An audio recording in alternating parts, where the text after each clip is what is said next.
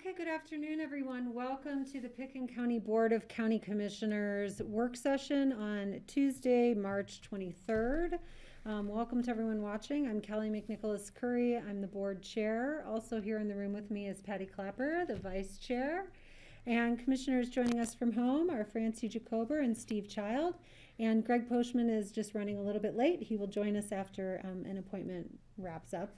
We also have plenty of staff joining us today to walk us through the agenda. However, before we get started, at the request of Vice Chair Patty Clapper, we are going to hold a moment of silence for the community members lost in Boulder County last night in the tragedy down there. So thank you for taking a moment here and keeping them in your thoughts.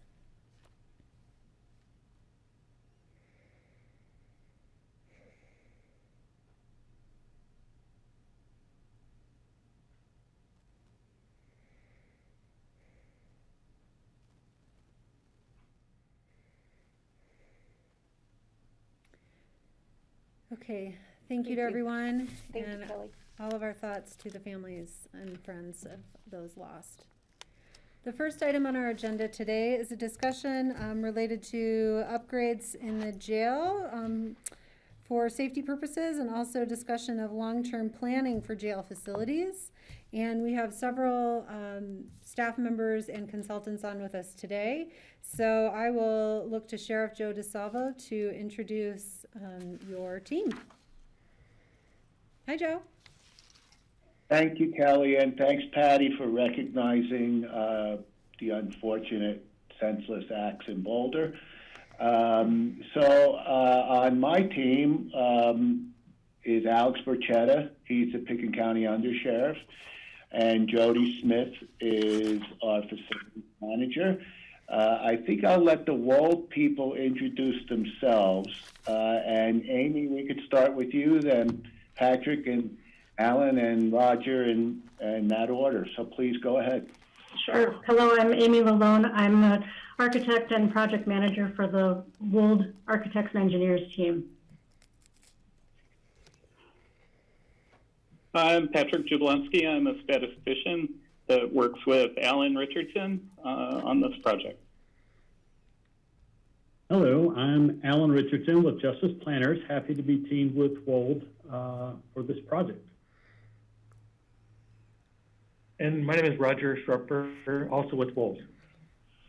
And Kelly, I left out Kim Pilario, who's with us by camera, and she's our jail administrator, or jail commander, sorry.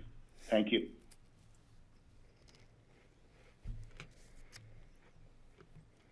Okay, thank you. So who is going to kick us off in this discussion? Hi, my name is, I'm Jody, and I'm the facilities director. And to kick this off today, first, I wanted to also introduce Melissa Jodas, who is our IT manager. She is also on our team, but observing from her desk, but not on the call here. But she's an integral part of our overall project, as is our risk manager, who is Kathy Lepskin. She is attending all of our meetings and assessing the risk and how we're managing the safety conditions of the jail for now and in the future. So that would be our full group. For the next hour, hour and a half, this team wanted to introduce our jail safety renovation project. So that's the interim fix for the safety conditions that exist now. And then also there's a long-term planning discussion that we want to introduce our findings. As you know and have heard from Joe and his team before, we have gone through a full assessment. We've been working with Wold and the team for just short of a year. It started very small to assess the safety risk. We identified many things, and it's developed into an interim immediate fix, which has been a year in coming, and we're moving through that. and then a long-term condition that we're looking at and wanted to introduce to you. Part of that introduction is to talk about how we got here. In your board packet, there is a section on the, what was that called? It's the population analysis and forecasting. We won't be presenting that today, but that is really the data mining that this team has done to really pull out the specifics about what our population is and where we're going. You're certainly more than welcome to ask any of us those questions as we move through. With that, I would like to turn this over to Amy. She's going to do a presentation and introduce and our process, what our options are for both safety and long-term, and hopefully you'll be able to follow those tracks because they're really two different discussions. And then she's going to talk a little bit about the money for the short term, and then we'd love to open it up to the board to ask any of the team members questions. I know Justice planners will be talking, Roger will be talking, so we'll open it up and at that point. But Amy, do you want to go ahead? Sure. Thank you, Jody. Thank you. So I do have a presentation. I'm going to share my screen here. And hopefully you all can see the opening slide with the image of the jail there. As Jody mentioned, we are going to, we have a presentation that'll take a little less than an hour. And so we want to make sure to leave some time in here for conversation, for just questions and discussion. But I want to welcome questions we can pause a couple of times in the middle and see if there are any questions as we go through it. Feel free to ask along the way. The basic agenda here, we're going to talk about who we are, who's been involved in this process, why we're talking about this today, what we see as options for today, and then some foundational pieces for what we believe, and what we're then asking of Board of Commissioners today, and then we'll open it up for more conversation and discussion. So with that, I'll be doing a little bit of the presentation. We'll have Roger do a little bit, and Alan and Patrick do a little bit here too. Briefly about who WOLD and Justice Planners are. This is the kind of the purpose statement for WOLD. We really feel strongly about the work that we do making a difference in the communities that we work with and the communities we serve. WOLD does justice planning and design and construction, long-range planning, and just like the projects or the challenges that you have in front of you. And Justice Planners is a group. Alan and Patrick are specifically involved with helping agencies plan long-range and shorter term for any justice facilities. And we've kind of worked with them on this project to help us with the data analysis, and I'll let them talk. You'll hear from them later in the presentation, and you'll get a sense of what they have looked at in this study. So I'll go to the next slide here, and I'll turn it over to Roger.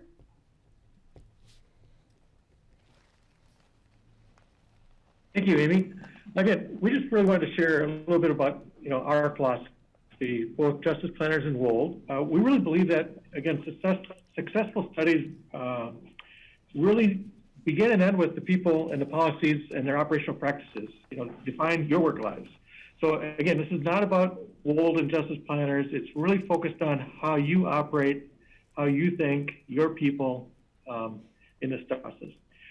I believe there's obviously clear linkages between the law, policy, courts, your staffing, treatment, community programs. They're all intertwined in this process, and we try to make sure we're understanding those components. Thirdly, again, we really do try to seek innovation. Again, one of the core competencies that Amy and values that we bring is we want to learn every day.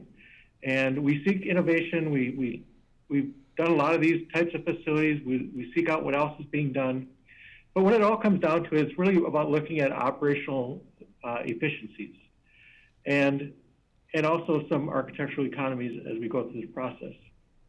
And then fourthly, again, most importantly, we spend a lot of time, and it's very important that we focus on your users, the influencers, and in a participatory process. And it's really a process which is a give and take. We ask a lot of questions, again, to get an understanding, making sure that we're getting consensus, making sure being owners, and then ultimately it will lead to what's most important, which is support of the community. And then fifthly, we believe that we want to focus on providing a comprehensive, well-coordinated result.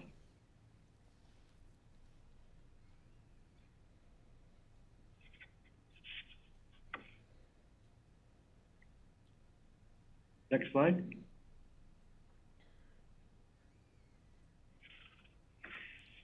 Can you see the next slide? So, there we go. Great.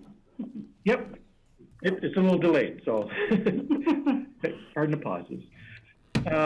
So again, what's important here, and I put up what I'll call basically a scorecard.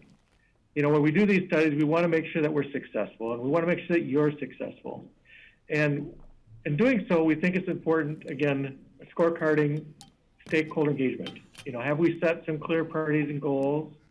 Have we created some criteria around one of the most important components of public sector work, which is functionality? Have we identified the needs, and have we looked at what is the best way to go forward? Secondly, we want to make sure that we're balancing all the needs. Again, and needs usually come from two influencers, both internal and external. So your internal influences are things like the staff, you know, courts, even detainees. And some of your external influencers are, you know, citizens, your society, even Aspen police would be an external influencer. We also want to make sure that we're balancing affordability and with function, as well as scalability for the future, or adaptability. And then thirdly, focus on function. Again, it's extremely important, especially in a jail facility, when you want to make sure that you're looking at how to best operate a facility efficiently, and that really comes down to its staffing. We want to make sure we're looking at, you know, consensus on the mission as another benchmark. Again, have we articulated the urgency of the need? Is it a solution that we came up very understandable? And can you see the benefits of the action if you take it? And that will, again, lead to community support. Right. Next slide, Amy. All right.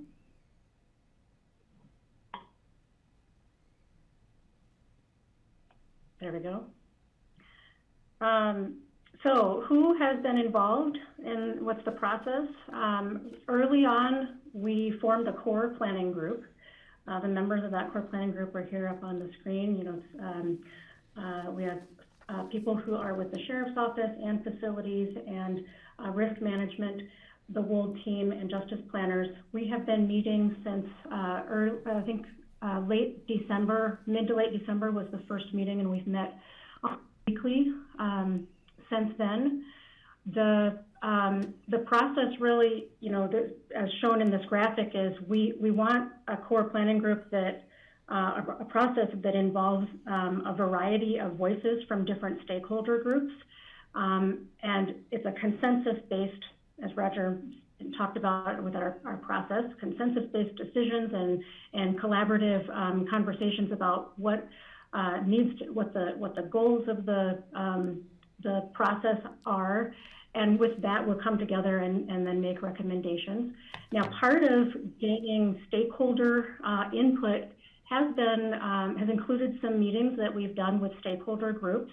In mid-February, we held a series of 5 different meetings with different groups to get input from anyone who interfaces with the Pitkin County Jail, whether it is the justice side of things, or facilities, or jail staff members, medical service providers.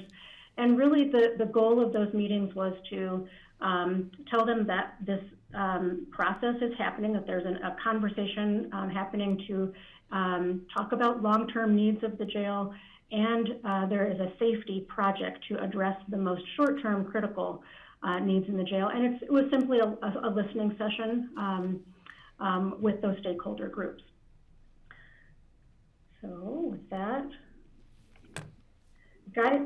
one of the things that we did in the early, I think the first 2 to 4 meetings with the core planning group, is we developed some guiding principles, and these were really meant to be big picture statements about what is important as we embark on this planning process, short-term and long-range planning. And so we developed just core foundational statements to guide the process.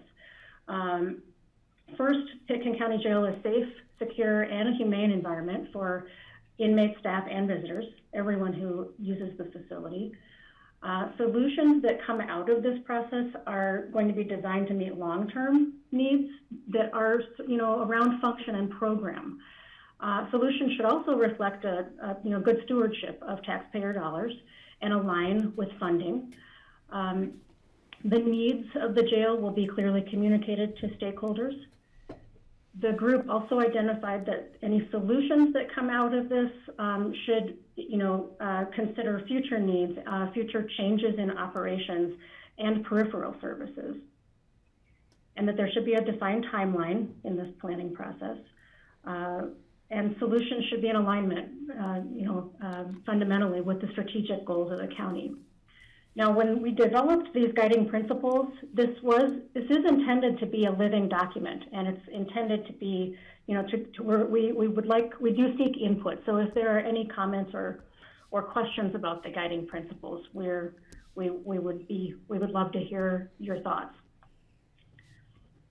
And okay, I'll check in. Let's check in with the board.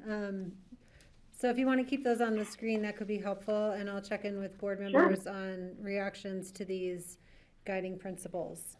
I just have a question. Patty, go ahead. Yeah, I have a question about the slide before that with the additional input. I'm not sure who some of these people are and who they represent.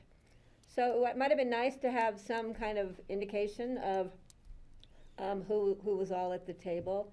And I don't know if there's anybody from Snowmass Village PD or Basalt PD who also, utilize the jail. So maybe that information would have been nice, at least for me, to be able to sort out who the additional input came from, since I thought I gave additional input, but I didn't have my name on the list, which is fine with me. But yeah, I think that information would be helpful, so the public will know too who actually was partners in helping to plan this. Okay, sorry. And Amy, you can respond. I understand your question, and what I could, and we can certainly provide a little bit more information on those meetings, and the meeting minutes can be shared as well. The groups that we met with we did meet with outside agencies, so we did meet with Basalt PD and Snowmass and Aspen.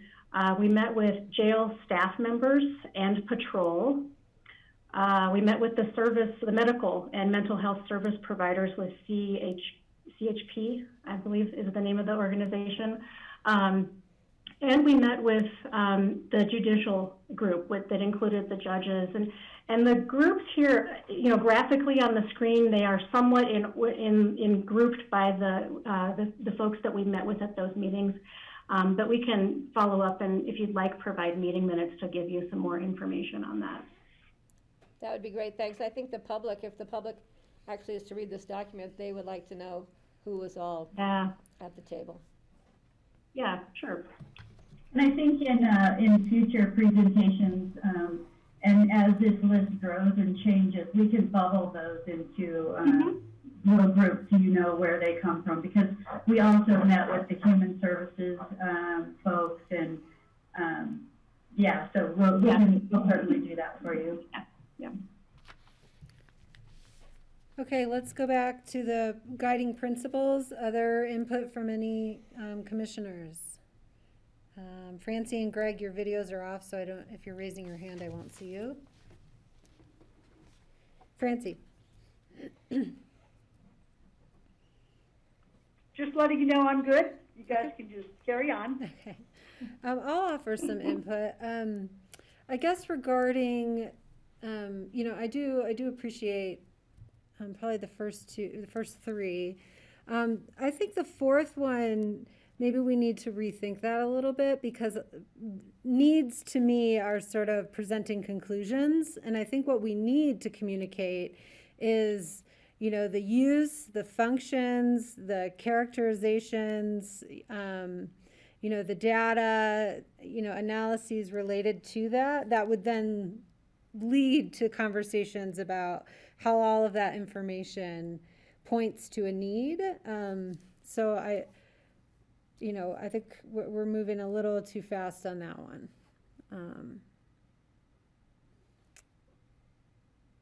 Let's see. All right. All right. Any other thoughts, Thank Steve? you. Yeah, I think it might also be important to define when you talk about the needs. It really revolved around, again, two facets of this project that we're going to get into, which is the immediate needs and then the long-term needs. We may want to separate those. Steve, go ahead. So one thought I have had is that whatever changes we make to the facility, we need to have flexibility in being able to house different populations in different parts of the jail. When you look at the long-term needs or the long-term population, looking at how many female detainees, how many male, there's the population of people doing the work release, and then there's a whole population of people which aren't really defined in what I've seen so far, those with mental health or substance abuse issues that probably need different services, but it could take place in the same facility.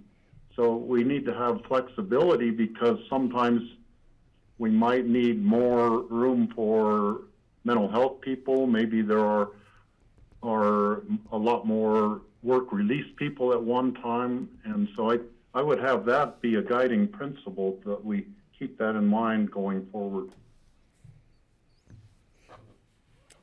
Thanks. And I would also like to just offer, I think what's missing here is just a clear, for me, just an articulated, clear statement that we're putting people at the center of this. That a facility is a building, bricks and mortar, come after we consider people at the center.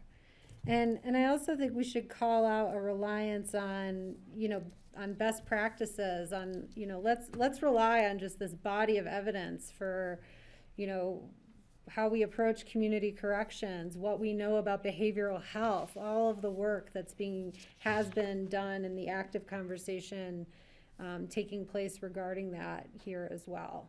So that we're calling it out, that we're looking to the best, to the places that are having these conversations and producing best practices. Kelly, it's Joe, excuse me. Yeah, go ahead, jump in. Just as a reminder, I've seen this presentation a few times. I think we're only on the second or third slide. Mm-hmm. I think a lot of our questions will be answered as we go on, and especially the deep dive that that Alan Richardson did is absolutely overwhelming, but answers a lot of these questions. And I just don't know that we're going to get to that today, but I just ask that a lot of these questions will be answered today, and if they're not answered today, we have them in pocket, but just not using our time with them today. Alan's presentation is lengthy, overwhelming, and I left feeling undereducated because it was way over my head sometimes. So Well, now you know how I feel. And me too. And I spent hours trying to understand it and highlighted and circled and recircled and re-highlighted. No, I appreciate that. I And- just want to make sure we're and I framing gu- our conversations in the best way. And I guess I should have set the stage this way, because a lot of the things we're going to talk today about, and Patty, I understand your comments, but you know, jail is a closed society. I mean, we have to admit that most people on this call, except for the Wall people, don't know what the inside of a jail is like, and that's good. And a lot of our public don't understand why we do certain things or how we do certain things, because it is a closed society and people don't spend time in there.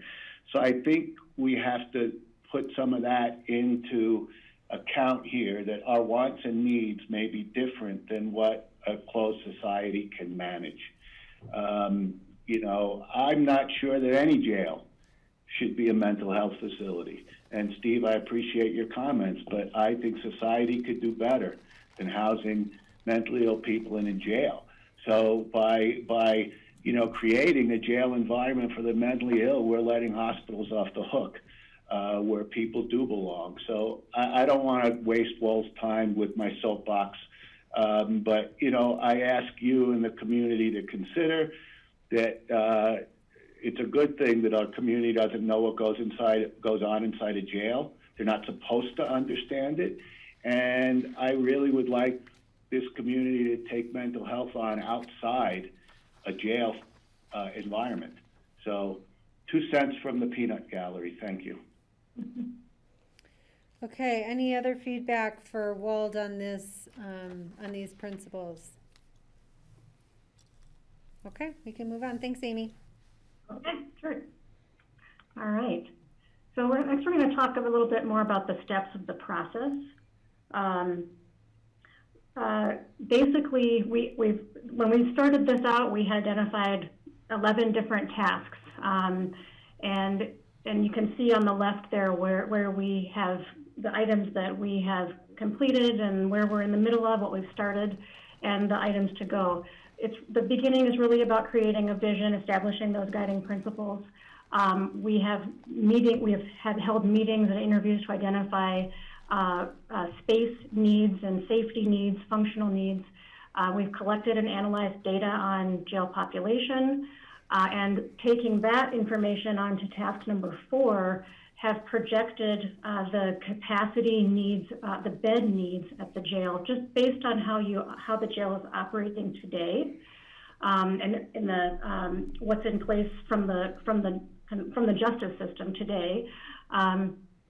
The task 5 would be to look a little more at the justice system and community programs and the impact of those on jail population. Task 6 is gaining consensus on the space needs for the future. Task 7 is to develop options and analyze cost. And then task 8 is to go out and make sure that we're engaging with the community and that there's an education process to gather input. And then task 9 would be to take that input and layer it into all of the other pieces and develop long-term options with more detail. And then 11 is to the group would be making recommendations to the board and stakeholders and community for next steps, long-term planning. And 11 would be to secure funding for whatever plan is recommended. Now, this is a big picture, you know, this is the big picture process for the long-range planning and programming process, which we are in the middle of, and this is part of making coming to the board today is to inform you all on where we are in this process and what the steps are. So. And Kelly and board, I would the status quo, the task number 4, and those projections, I think that is, task number 5, where we're at now, is to really, like Amy talked about, look at the services around this. So really looking at how our work release is working to and right size it, to also look at you know, releasing people sooner, or what kind of affinities do we have with the other agencies to that impact the jail or could decrease the jail use, either way. So, and we don't know what that will look like until we can dig into the numbers.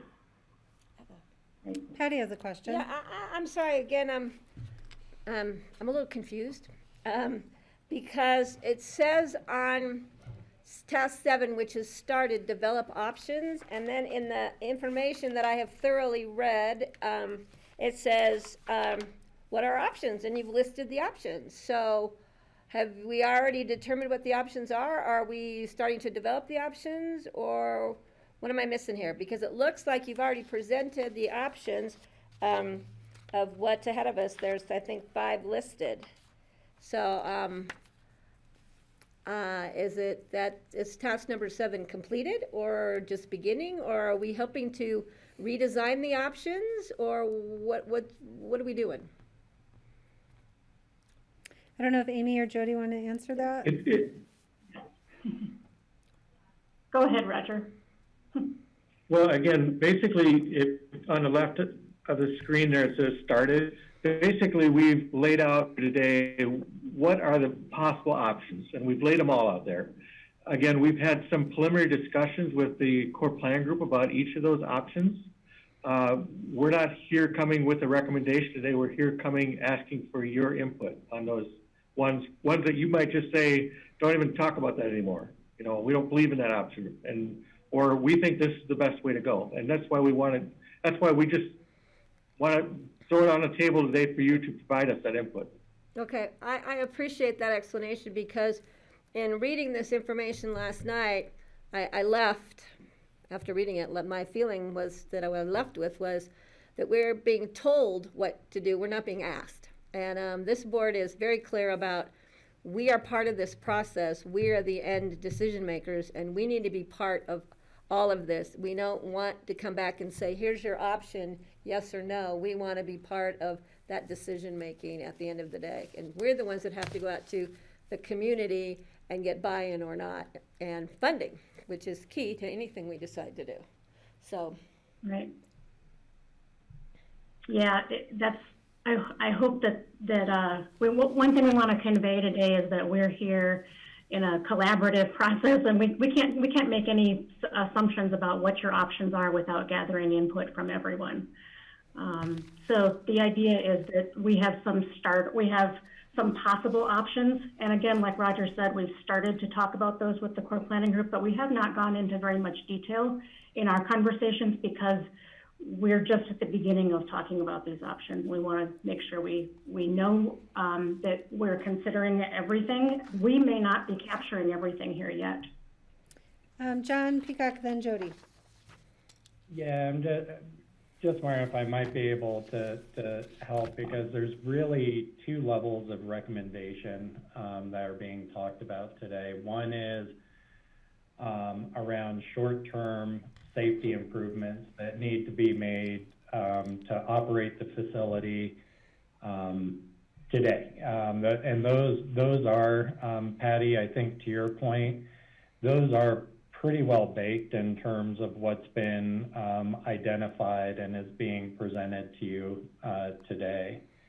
However, there's a longer term conversation about what should be done that really we're at square one, I would say still, you know, in terms of we've done some data analysis at this point, which we're hoping to share today.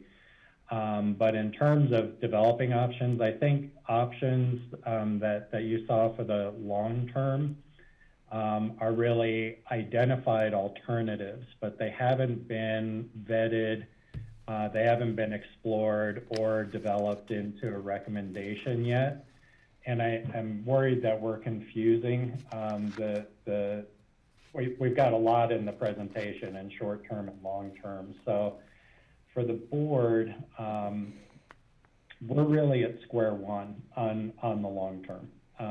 There is not a recommendation. There's not been a developed alternative. For the short term, there definitely is. There is a recommendation for short-term safety improvements, and I think in the discussion we might be conflating them a little bit in the process, and that might be some of the confusion that we're experiencing. John, I think that's very well said, and I just, like I said, I guess I should have had a preamble. This is at the less than crawling stages, and I'm afraid we're getting sucked into a vortex that we're not even close to yet. So I just really encourage you to listen to the presentation and put any preconceived thoughts or notions we've had from whatever's out there in the ether and realize we're just starting to crawl on this. I mean, John's right. We're looking for some guidance on just where to get started. So please, I'm encouraging to pump the brakes and just let's listen to what we have going on here. Okay, well, I think, So let me jump in here. Patty has a question, then I'll go back to John, and I'll check in with Jody. I appreciate that, but you know, maybe the problem is I shouldn't have read the packet last night so thoroughly, so I wasn't, you know, knowing what's coming next. And so, you know, I would personally like more detail about the emergency fix the safety fixes we need to do now, because I think we need to do that now. But when you get to a couple pages down, which I know you'll get to, what are we asking of you today? D, begin to identify potential sites for new jail. So you're asking me that you want to start to identify sites for new jail? So I'm sorry if I'm again confused, but that sounds pretty much like that option has already been selected off of the option page. So yeah, so I'll back up and I'll go with it, but that's my fault for reading the packet ahead of time, so I apologize for that. And I don't want Patty to be out here on her own, because I share her concerns and frustrations. So John and then Jody. Yeah, thanks, Kelly. And that's why I wanted to jump in, because what I'm hearing from the board is ensuring that there's, you know, room and time for further discussion and input and analysis of all the alternatives and what they might be. And Kelly, you know, bringing the best practices to the table and that sort of thing. And I think that is the intent as we go forward. So that message clearly isn't getting across, so that's why I wanted to jump in. I'm going to go to Jody, but this is how I'm going to try and navigate us through this. As we pull up a slide, I'm going to do a check-in and ask if this is a short-term related slide or a long-term related slide, and what elements of it, and we'll try to get through all the short-term stuff. And then if there's time, we can return, you know, even if we have to go through the slide deck again to figure out what long-term elements are there to discuss. So hopefully that will get us all focused on the same things. And Jody, sorry, I keep skipping over you, please. That's all right. Kelly, yeah, thank you again. And I think the purpose of this meeting was really to introduce these two ideas of what we're doing. And really, we have not gone beyond task 5, because really the data is telling the story. And it's, I believe my intent is to come back in a few weeks and based on whatever direction you guys give us today, because we're going to ask the question at the end, do we want to move forward with the safety? Because we're only at schematic on safety. We just have the blocks on the piece of paper, no more than that. So we want to say, do you support this? Moving deeper into this, and then also the second part of it is, do you agree with us moving further with the data-driven information that with options? And then in our future presentations, we'll make sure that we present safety first separately, and then long-term separately because I could see totally why we're getting lost here. So, but yeah, we're still just, figuring out the data. So I appreciate you asking those questions. Okay. All right, let's try to resume, and so we'll check in and see what elements on this slide have to do with the short-term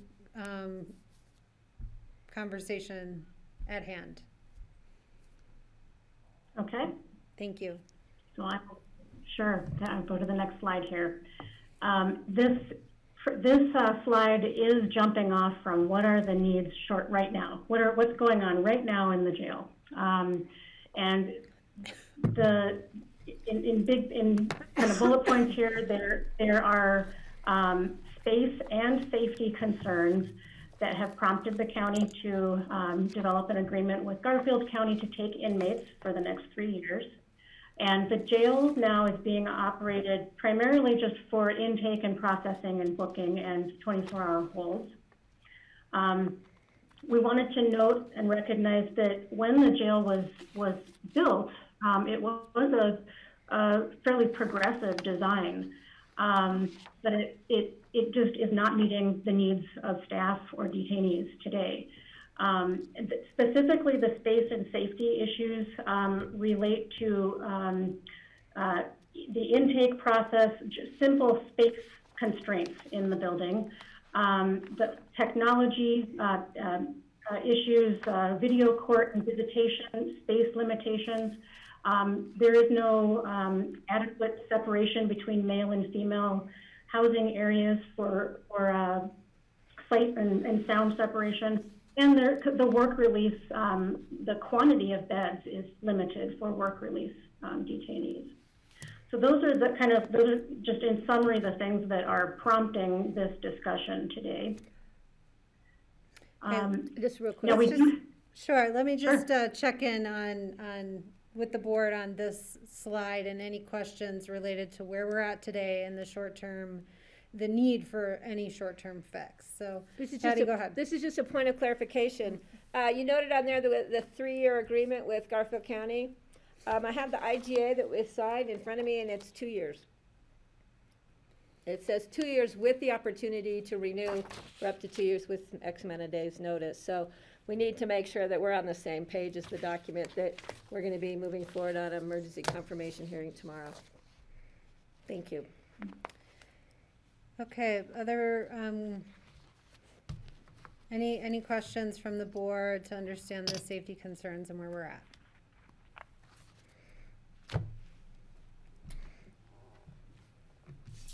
Okay, I have some, but I'm gonna see if they get answered, so in the spirit of time. While we're on this slide, I'd just like to point out to the commissioners that that's the booking area. There's not another jail in the state of Colorado that has a booking area like that where inmates can access deputies, anything behind that. That is an antique. So that's the kind of danger we're talking about. Where that man is standing, that could very well be an inmate that has access to our employees behind that desk. That is, like I said, we're probably the only jail out of 64 that has a booking desk like that. That is how antiquated some of the things in our facility are. Thank you. Thanks, Joe. Okay, go ahead, please. Okay. So the next slide, I'll use a term that John uses. Again, we threw out some alternatives that, again, the core plan group just started basically talking about, and we wanted to share them with you today and kind of capture some of the conversations we had about each of those alternatives. The first one is... Roger, let me just jump in here again. Sorry, Roger, I just want to focus the conversation again. Please just call out what is related to the short-term, to options for the short-term safety fixes. Okay. These are all options related to the long-term needs of the jail. So it's looking long-term, not short-term. Okay, can we? Kelly, would you like? Yeah. Jody, would you like to skip down to the short-term slide? I think we should, because we, we're halfway through, and we will probably have discussion about it, and then if we have time, we'll go back through for the long term. Okay. Okay, I will forward through. I don't know where that, oh, here it is. So I brought the slide up that is is a diagram that shows the areas of work that have been discussed with the core planning group so far to address immediate safety needs for short-term intake and booking and 24-hour holds. So the areas that are shown with color here are areas that would receive some modifications. The current booking desk area would have renovation and be enlarged for a safer flow. One of the areas of titled housing and holding would be for short-term for booking holding, and then if there is a 24-hour hold or if there is an inmate who cannot be taken by Garfield County, there would be 2 cells available that would receive upgrades. The kinds of upgrades in the cells and in the day room holding and housing areas include items like addressing where there's exposed conduit on the walls, making sure that the furniture and the door hardware is not going to create a risk for ligature for someone hanging themselves or injuring someone else. So making sure that all of the plumbing fixtures, the light fixtures are all safe and detention grade fixtures. That kind of work would also happen in the work release area. There is also ADA work for toilet areas to ensure that the jail meets current ADA and can comply with the jail licensing requirements. And there is some improvement to the medical space to enlarge that space. Right now, there's one small room that serves both as a medical office and exam space. So this would be to enlarge that and create a little bit safer, well, more distance between the work area for medical staff and the exam area. So in general, this graphic is meant to show the areas of work. The detailed design has not been done yet on this, but we've completed schematic design, and the construction cost is estimated to be about $1.2 million. Are there any questions right now? Steve, and then Patty. So the colored area here is basically the construction zone for the short-term safety improvements. That's correct. At the same time that we are keeping some people that will be in there for 24-hour periods before they go to Garfield County potentially or wherever. Where are they going to be kept? Are they going to be kept in the non-colored areas of the design while we're doing construction in the colored part? Your question, Steve, gets to a really important one in talking about the phasing of construction and what will happen for operations during construction. That is a critical piece in the planning process that is just starting to be discussed with the core planning group and with Kim and Alex and Sheriff's Office in terms, we will need to think carefully about how the zones of construction will be separated from operational areas. And I would say we have not thoroughly discussed that yet, but that's a very important critical piece that will impact schedule and it will impact cost as well. It will definitely happen over at least 2 or 3 phases. And again, you're going to start with those housing units first, use your existing holding that you have. So you're going to build booking, then keep operating on your old one, then renovate the housing units, the stuff that's in brown there and the stuff that's in the right side in purple. So you get that done first, then you'd move over to that new operational area and then do your other modifications second. Patty had a question, and then Jody. That tends to be part of the cost, when we do have to phase things, they take longer. that kind of deal. But I think the other element here that I just want to make sure that the board is understanding is we're actually pushing the booking desk into that big multi-purpose room, so that they have better visual and security of the housing and holding area, along with the in-talks and dress-out rooms. But the white space with the gray borders will not be used. The intent is to not use these during the full 2-year with a potential 1-year renewal. That we, this team, be done with our long-term, our short-term fixes and our long-term goals, what we need to do long-term, so that before November, so that the board has an opportunity to look at the funding mechanism and whatever. But it's not the intent to use these S rooms and this N room. I had asked the question, can they be used if we have to start taking people back? And the answer at this point, then it's not our intent. So I just wanted to make sure you understand that is the direction for the short-term safety fix. Okay, Patty? Yeah, you know, I don't have a problem with the colored sections. I mean, I definitely know we have issues at the jail. I think we're all well aware of that, and I don't have a problem fixing those issues. But I think as we start to move forward with any final design, I would like the Board of Commissioners to see it as it's moving forward. I'm just concerned about some of the utilization of some of the spaces. We have this beautiful building right here next door that's pretty much sitting empty with lots of meeting rooms and lots of office space. And, you know, if we think we need to look at some of the needs for community-wide programs that we might want to be looking at in the future, short-term future and long-term. So I think that needs to be part of the discussion before we, you know, put a shovel in the ground here.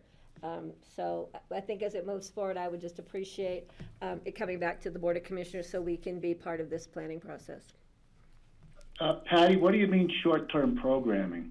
Well, I mean, I have a problem, Joey, with building office space, extra office space, meeting rooms in the old communications. If there might be a better use of that, I don't know. I think it should be part of the discussion.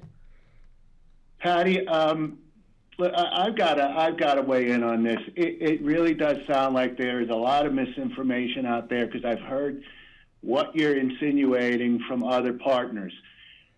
This conversation really needs to be brought into reality. We're not talking about using the old comm center for an office space. That's information coming from people that have no idea what goes on inside these four walls. Programming, etc., that will be met. Probably the Garfield County programming is probably better than what we're giving our inmates right now. Anyone who's in this facility is only going to be here for 24 hours. They're not going to get AA or prison fellowship or yoga or anything like that when they're here for 24 hours. The Garfield County program is probably 3 times as robust as ours is. When you're talking about things like repurposing the comm center, I want you all to remember, I was the first one that came to you and said that should be a mental health or detox facility. So I think that some board members are listening to people with very little information, and the information may be tainted. So please, you guys are running long before you even are crawling when we're talking about what to do with that space right now. So I really, and I know part of this is from a newspaper article yesterday, but there's a lot of misinformation, and I would just beg you guys to please let these consultants who I trust, let them give their presentation.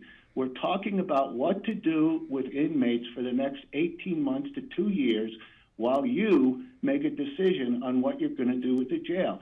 And I'm sorry if I sound passionate about this, but you know, I really don't think we're getting a fair shake here. I feel like that you guys have been tainted by bad information instead of coming to the sheriff or the jail commander and asking these questions. So that would have been appreciated, but just give these people a chance, please. Thank you, and I'm sorry for my Okay. passion. I'm just gonna ask that we all assume good intent here, and that nobody has cornered the market on care. We all care. So let's Right. proceed with this that way, please. I'm gonna ask that you pull the slide back up of the schematics, because I'm not sure we talked about the areas in blue, and I have some questions related But to that. I just need to clarify. Joey, I'm looking at the schematic and I'm just reading off of it. I didn't make it up. It says shared office, meeting room. It's already on there. I didn't talk to anybody who told me to put things in there. It's right there in front of me. That's all I'm referring to, Joey. I just want to be clear. That's all I'm referring to. That's what it's being used for now, and I'm just, that's all, Jody made it clear. The gray areas are existing walls. That's all it's being used for. That's it. It doesn't mean that's what it's going to stay used for. The gray areas are just the way it is today. I understand that, and that's why I brought up, when we move further down the line, I would like the board to be involved in any changes we might make or opportunities we might have with that. So, and I have to say, Joe, I take a little offense for you thinking that I've been tainted. I'm a hard one to taint, so. Okay. Well, Patty, we could talk privately, but a lot of the And we rhetoric probably that should, I'm hearing today came from other people's mouths. So Let's- I just, Joe, I'm sorry to Joe, say that publicly, but Joe. yes, Kelly. I think we have some business we need to continue through today. And again, we all care here, okay? So if I could please just have my question answered, because I do feel like there are places of alignment here that we just haven't gotten to, but they're here. So could you please describe to me what's going on and what the planning is for what looks like a work release area? Where does that come into in these short-term fixes? Sure. The thinking is that the work release area would remain in use. So the goal is to, in the lighter blue gray area, the goal there is to replace furniture with detention grade furniture, address any exposed wiring, any ligature risk items. It's a lighter area scope of work in that lighter gray blue area. Two areas that are darker. One is to create some modifications to make sure that one cell meets ADA fully, so it has a wide enough door opening that meets ADA. So there's some door and wall modifications there. And then the current bathroom area does not meet ADA, and it would need to be enlarged. So it would need to kind of encroach into an existing cell area to meet ADA. So that would be a remodeled area there. So let me ask a follow-up question then, because does that, and Joe or Kim, this probably is for you, but does that affect then the number of folks who will be sent down to Garfield? Is the intent here that when these are completed, that our work release detainees would be able to stay in Pickens County? Yes, Kelly, the intent is the orange area would probably be used for 24 hours or less. The work release area is where we would clear, I mean, last year we had one person do 360 days of work release. The blue area would be the active work release, where really that would be the people who would be now what we would call permanent residents. Mm-hmm. And so are those currently part of the population that are being sent down to Garfield and therefore don't have access to work release? Yeah, right now there is no work release in Garfield County. They have a program called Work Enders. That's a different type of work release. But right now, even if there was work release, one of the big problems we have is we can't have men and women doing work release at the same time. So it may be, 3 months men, 3 months women, 3 months, and that means a lot of stay sentences. A lot of ladies may be sentenced today, but they won't do their sentence for 6 months because the men or there's other people in front of them. Okay, thank you. And I think that's great. I think that's, improvement from where our conversation started back in October on this. Other questions about this? Steve?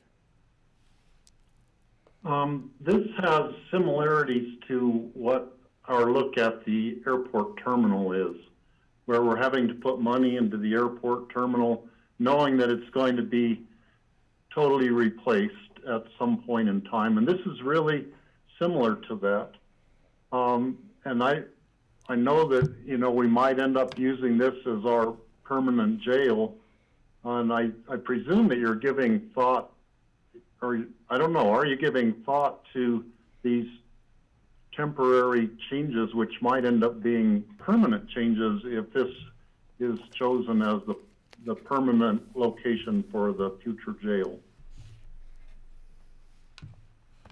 I can start by answering that question by basically saying, yes, we have had discussions about that. Obviously, the improvements that we're making have to be made whether you stay at this site or not. And I say that because, again, your booking desk is inadequate, and so we needed to create a functional, operational, well laid out booking area that can see in the holding cells section of your existing facility. And you also needed more holding cells. You didn't have enough for what you really need is in order to separate and keep people held. So then we basically said, okay, if we have this, it's going to work temporarily. For this 2 to 3 year period. It is also going to work for that 24, possibly up to 36-hour hold. It is also going to function today for courts. And again, people are going to be coming back from Garfield, going to need to be temporarily held for courts. And this could also help function for that. So if we were to keep this particular building and continue to use it for the long-term solution, again, one of the things that we lost with this was some housing. We lost the program space.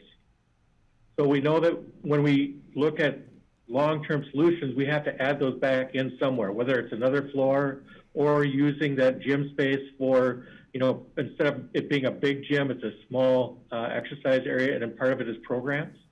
Again, those are things that we'll need to address when we look at what is the right long-term solution.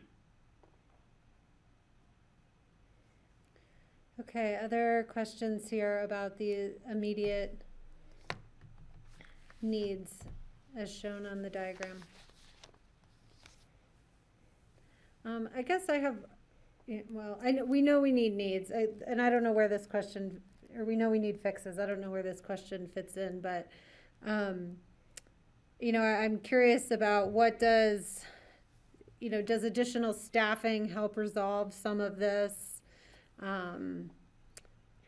You know, and again, that's probably a question for both short-term and long-term. So if you feel the need to answer it, great, but that's just something that I've been thinking about. Well, Kelly, I could answer that. We've, in the 11 years I've been sheriff, I think I've asked for a staff increase for the jail most every year, and really hasn't gone well.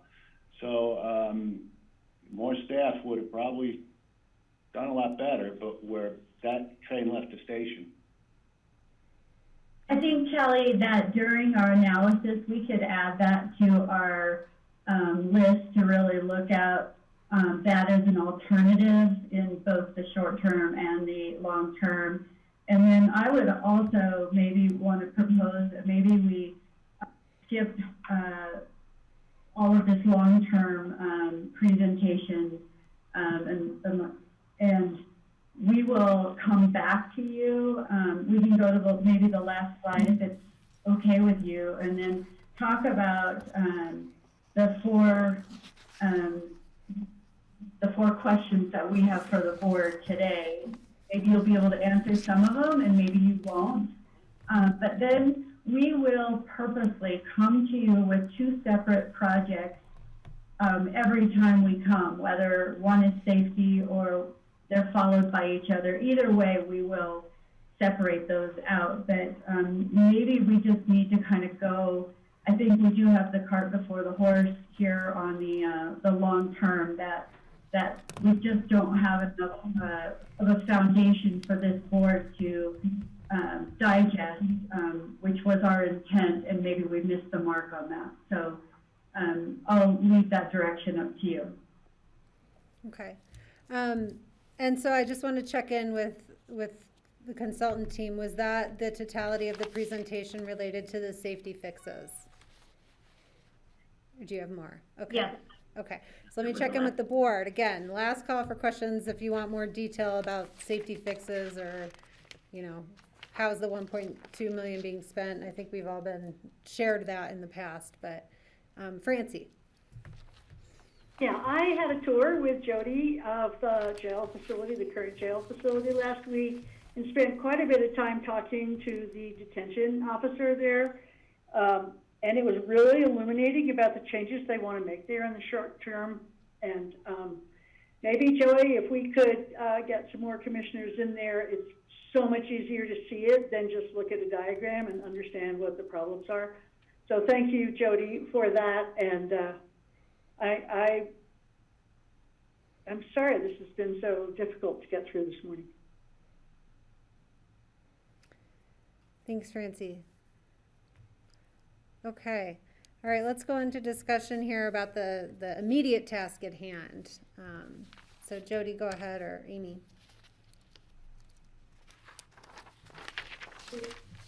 The immediate task at hand is we'd like to, did you want to? Yeah, if Sorry, I could say didn't see- something. Oh, Roger, go ahead. Yeah, so basically, again, the thing that I just discussed about, you know, your immediate needs, again, a lot of our discussions about the long-term needs came out of the immediate need requirements of, you know, what are we doing with your existing facility? And what other options do we have with that existing facility? So again, that's why we just wanted to basically introduce that topic. Again, going to what we're asking for you today is, again, we're looking for approval to continue to develop that short-term need. Sorry, my phone went off. So again, looking to continue to develop that short-term plan, looking at the phasing, looking at going to the next level of detail so we get a more accurate cost, and again, taking that plan to that next step. The second thing we were looking to then is, as we started just beginning to start to talk about those long-term needs, there became clear importance that was, and again, as I mentioned earlier, there's a real connection between you know, the data that we've collected, which talks a lot about where you are today and status quo and what that would mean in the future. But there's, again, all those outside influencers that I started to introduce that will affect the long-term solution of your jail. You know, what's included in that jail, programmatically what's needed in that jail. How do we right-size it? How many beds? What types of beds? What other programs, alternative programs might keep detainees out of a facility to keep your bed count lower. Again, we're not talking a lot of beds here. We're not talking a Mesa County or a much larger county where those alternative plans have big effects on the overall size of a facility, but they do have a little bit of influence. So we just want to, again, let you know that that's something that we think is important as a next step, and we just want your support of that next step. And then C was, again, we think it's important once we have your commitment to the steps that we've taken or commitment to where this is going. Again, we want you to start thinking about how you want to continue to educate the community on what these discussions are. And again, as we've all experienced today, it's difficult. This is a very difficult subject, and how to communicate that subject is going to have to take a lot of discussion. And this is a good trial run for that. But also starting to establish that engagement process. You know, this is your community. I think it's important that we start discussing that now and kind of thinking ahead. And the last one was to identify potential sites for the jail. And then again, I apologize if this meant to say that this was the solution that we're recommending. It's not. It's just one of those pieces of all those other options that are alternatives that we looked at that would play into it. That we don't have a lot. We obviously have a lot of information on your site, your building, but if we were to look at other things, whether it's other alternatives, again, that play into it, and the cost. And that's why we said, you know, maybe we should start looking at that, and we thought it was important to get your buy-in on doing that.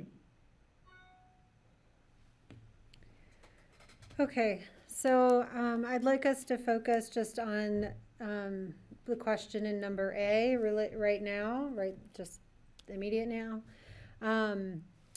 Regarding approvals for the 1.2 million to continue to develop the presented safety fixes that are to include updates to the booking area, the housing cells, ADA, expansion of medical and exam areas, and work release. Have I left anything out, Jody, from that list? I think that's all. Okay, so that's what's being asked of us immediately today. Again, this is in concert with an agreement to send our detainees down to Garfield for a period of 2 years. So I'm checking in with the board members on discussion on this. Patty? Yeah, I think the sooner we get started on the short-term safety needs, the better. I think that's critical. It's been for years. We've been, Joyce kept us up to speed on it for the most part of what's going on over there and what needs to be changed. And I think then while we're working in that direction, we need to have some discussion with our finance department and with our county manager to, see how much money we can come up with and where we can come up with it so we can move it forward. And I definitely agree with analyzing the justice system and community programs. I think that's going to be critical to what our next steps for the long-term solution might be. And I don't have a problem bringing community along with us for the ride. Our community loves that. So let's just see how far they want to go and when they want to go there. And I don't have a problem bringing them along from the beginning. So thank you. Jody, do you need clarification? Yeah, Patty, thank you for saying that. And I know this has been quite a long process. What we didn't want to do was waste a lot of taxpayer dollars by going in and renovating something without thinking about what our long-term solutions were. We probably would have gotten to the same place, but we wanted to one really did lead into the other. So we're being very conscientious about the approach we take, and we feel like that's why it's taken this long, and that these are two separate things, but they definitely have an interconnection about we didn't want to waste taxpayer dollars. So thank you for allowing me to say that. And I appreciate that. Thanks, Jody. Francie? Now, I have a few thoughts. Some of them I mentioned at our retreat, where I really appreciated John Peacock's introducing the topic of the whole judicial system rather than just thinking about a jail. Because, we could build the best jail in the United States outside Aspen, Colorado, no question about it. It would be a super sexy project. Everybody would love it. But as John said at the retreat, I'm not sure that that's the approach that we need. And it looks to me from reading this presentation that this company put together that there's been a lot of thought into other approaches than just building a new jail.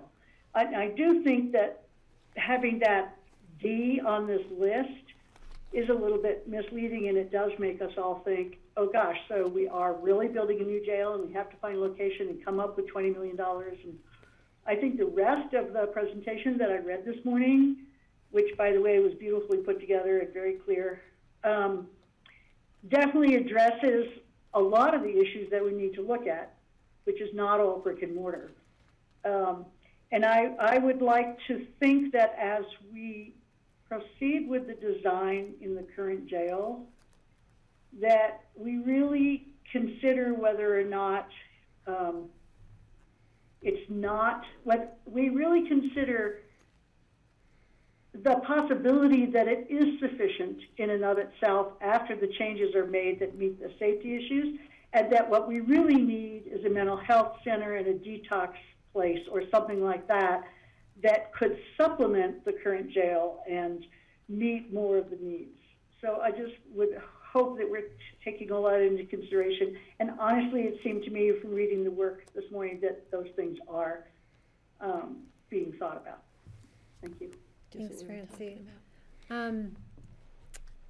Other input before I jump in? Steve or Greg? Kelly, if I could just add to Francie's comments, because I couldn't agree more.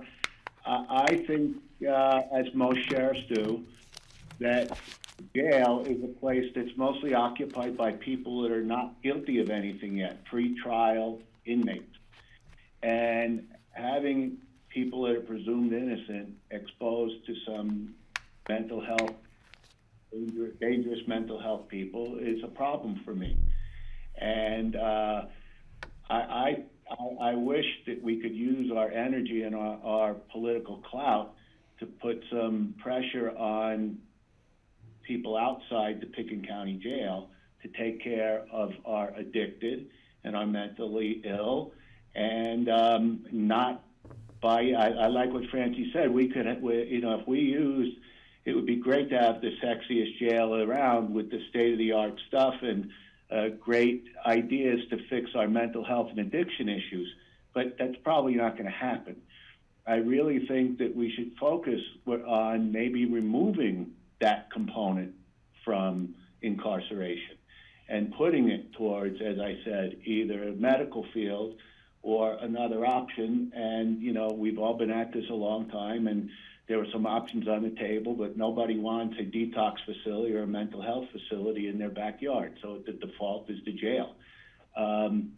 I would, you know, love to see the commissioners put effort towards finding an alternative other than jail for our mentally ill and our addicted. And we've been saying that ever since I've been in Aspen, and we're still using the default program. And it's not working very well for any jail in the country. Okay, again, I want to check in with the other commissioners related to direction for the immediate facility fixes. Greg? Yeah, hi, thank you. I'm sorry I couldn't be here earlier. I monitored as much as I could, but I didn't catch everything, but I did read all the information, and I really appreciate what I've heard from Patty and Francie and from Joey just now. And so I'm certainly going to approve moving this forward. And I like, it sounds as if what I'm hearing from John previously, as Francie points out, and from Joey today are saying, hey, we've got to solve a larger problem here. But our immediate problem is making sure that this jail is safe and secure. So let's get started on that. Thanks. Steve? I would also agree with starting immediately doing the short-term safety improvements. I'm just chomping at the bit to tackle the long-term solutions to this, realizing that, you know, we need to do first things first here, but we do have a time commitment with Garfield County Jail, and we can't waste any time on, you know, let's fix this immediate thing as quickly as we can, and let's be starting the major discussions going forward. One thought that I have had has to do with our whole court system. We've spent all this money adding a third courtroom in our courthouse. Theoretically, that would allow the court system to expedite moving cases forward, and we wouldn't have to keep people in detention for I don't know how long people have to wait sometimes, but I suspect it's a year or longer. Sometimes somebody's waiting for their trial date, and we're holding them in our facility when there's a lot. You know, I'd rather have them living at home or having their court date and solving this things, let them go on with their lives, whether it's in the state prison system or being released into, you know, to the probate system or whatever. So I think those are really tied together. Coming up with solutions to keep people out of jail, increase our pre-trial releases, and all those sorts of things are part of the whole discussion too. Great, thanks, Steve. I appreciate that. You know, I would say, gosh, the more that I sit in these topics and learn more about these topics, the more uncomfortable I am with where we're at, and just recognizing that we need to, like, really with care and deep thought, pay a lot of attention and effort into solving this problem. You know, I'm very appreciative of seeing the work release aspect in this safety upgrades. I would really like to prioritize that, but if, you know, as appropriate, because that means we are keeping our Pickens County detainees who are part of our community, who don't need to be in jail all of the time, in a program that will best serve them. And so, you know, thanks for bringing that forward. That's my thought on that. You know, I'm feeling, I'm just not sure that where we're at right now in terms of the bigger discussion is fully reflecting where Pickens County as a community is, where our values are. You know, I'm not seeing the detainee like at the center of this. I'm not seeing the goal of like the person returning to the community in as healthy a manner as possible being like the goal that's top centered of our mind. And you know, I recognize that there's also criminal aspects here, but we've framed this conversation in that a facility is providing the services that it's not meant for, and then we're losing focus of that, or you know, I'm hoping we're not losing focus of that. So I'm just going to keep bringing that up because, you know, the jail is referred to as a plant. You know, it's like, oh my gosh, is this a factory for humans? Like, this isn't how we are. This isn't who we are. You know, like even including detainees in the conversation, like as an afterthought to me is just, you know, it's not who I am. I just don't think it's who we are. There's a whole conversation happening in Colorado, happening around the nation about the intersection between behavioral health and justice. And I'm not convinced that we're relying on that, or that we're pulling all of that great dialogue into our decision making, which is there for us to do, which is what I think we should absolutely form our engagement process around. You know, Colorado does a poor job in terms of behavioral health, and there's a, you know, they're now starting to tackle that. There's all this energy on how to tackle that, and I feel like Pickens County is even behind the behind the times on that conversation. So, you know, there's just a real need for me to like pause and fully understand, you know, eyes wide open, who are we talking about? You know, why are they in jail? What is their, how many misdemeanors, how many felonies, how many of these people need to be in jail? You know, like what are all the diversion options for them so that they don't even end up in jail? Before we talk about a facility and building something in the future, you know, to me, do we need a jail? You know, having an option of where would a new jail be is like so far from where I'm thinking. I'm like, do we even need that? You know, what is it that the people who are coming to the criminal justice system need? You know, and I'll just pull out a line that jumped out to me from the behavioral health blueprint that's, you know, part of the active conversation at the state level. Is, you know, a person shouldn't have to interact with the criminal justice system to get the mental health care they need.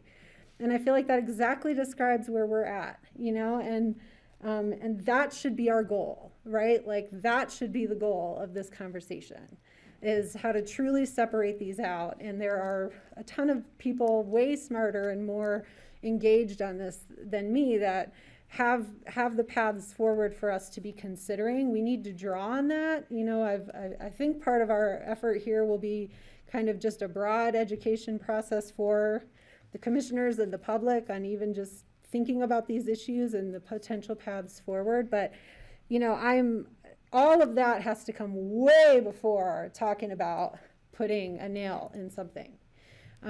So, you know, I'm concerned. I'm concerned that we haven't looked through the data. I'm concerned that we don't know who we're talking about and that we're not keeping that who at the forefront of our mind.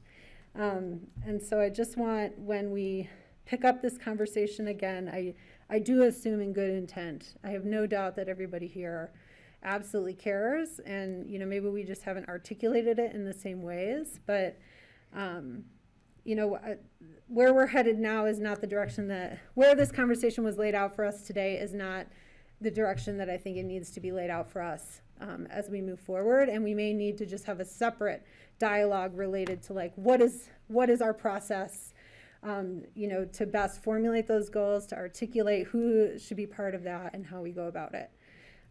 So thanks. That's my feeling. I think you have direction at least for the short term. We have a few more minutes, so I do want to Kelly, provide opportunity. Could I just add? Yeah, Joe. Could I just add to what you said for a second? First of all, I want to tell all of you that I think we have the most compassionate judges on the planet, and they do everything they can to keep people out of jail or to get them into work release and to get them, you know, their lives remaining somewhat normal. Also, I'll tell you what, I could put our jail population in a storage container and they will get compassionate care from our deputies, which I think we have, once again, an incredibly compassionate group. How we treat our inmates has very little to do with the four walls. The walls are the safety problem. How they're treated is who we hire. And I think we hire incredibly compassionate people, as shown by probably our recidivism or lack of recidivism. All the questions you asked about misdemeanors and felonies can be answered with horrible things like mandatory minimum sentences, which are the worst things on the planet for anybody. The judges are handcuffed sometimes by the sentences they have to impose. And Alan Richardson would probably confuse all of us with his statistics about misdemeanors and felons in jail and time of stay and all of that. I've seen the presentation. It's very in depth. I'm going to tell you, I'm going to apologize, not for what I said, how I said it. I'm sorry. I'd like to reset. I'm passionate about this. I've had several employees hurt. I've lost a couple of inmates. It doesn't feel good. And so I'll reset this if we all can, but I still would encourage you to give Wald a chance to do their job, and a lot of your questions will be answered. This is phase one. So excuse my Italian passionate behavior. It comes with the bloodline, but it also comes with a deputy that I have right now who's severely hurt from an inmate. So I think whether it's a road and bridge operator or a deputy, we don't want to see our employees hurt. And that's what's happening now. So thanks for your time. And I just, once again, ask you to let us do our job. And I think this will all come into focus for you.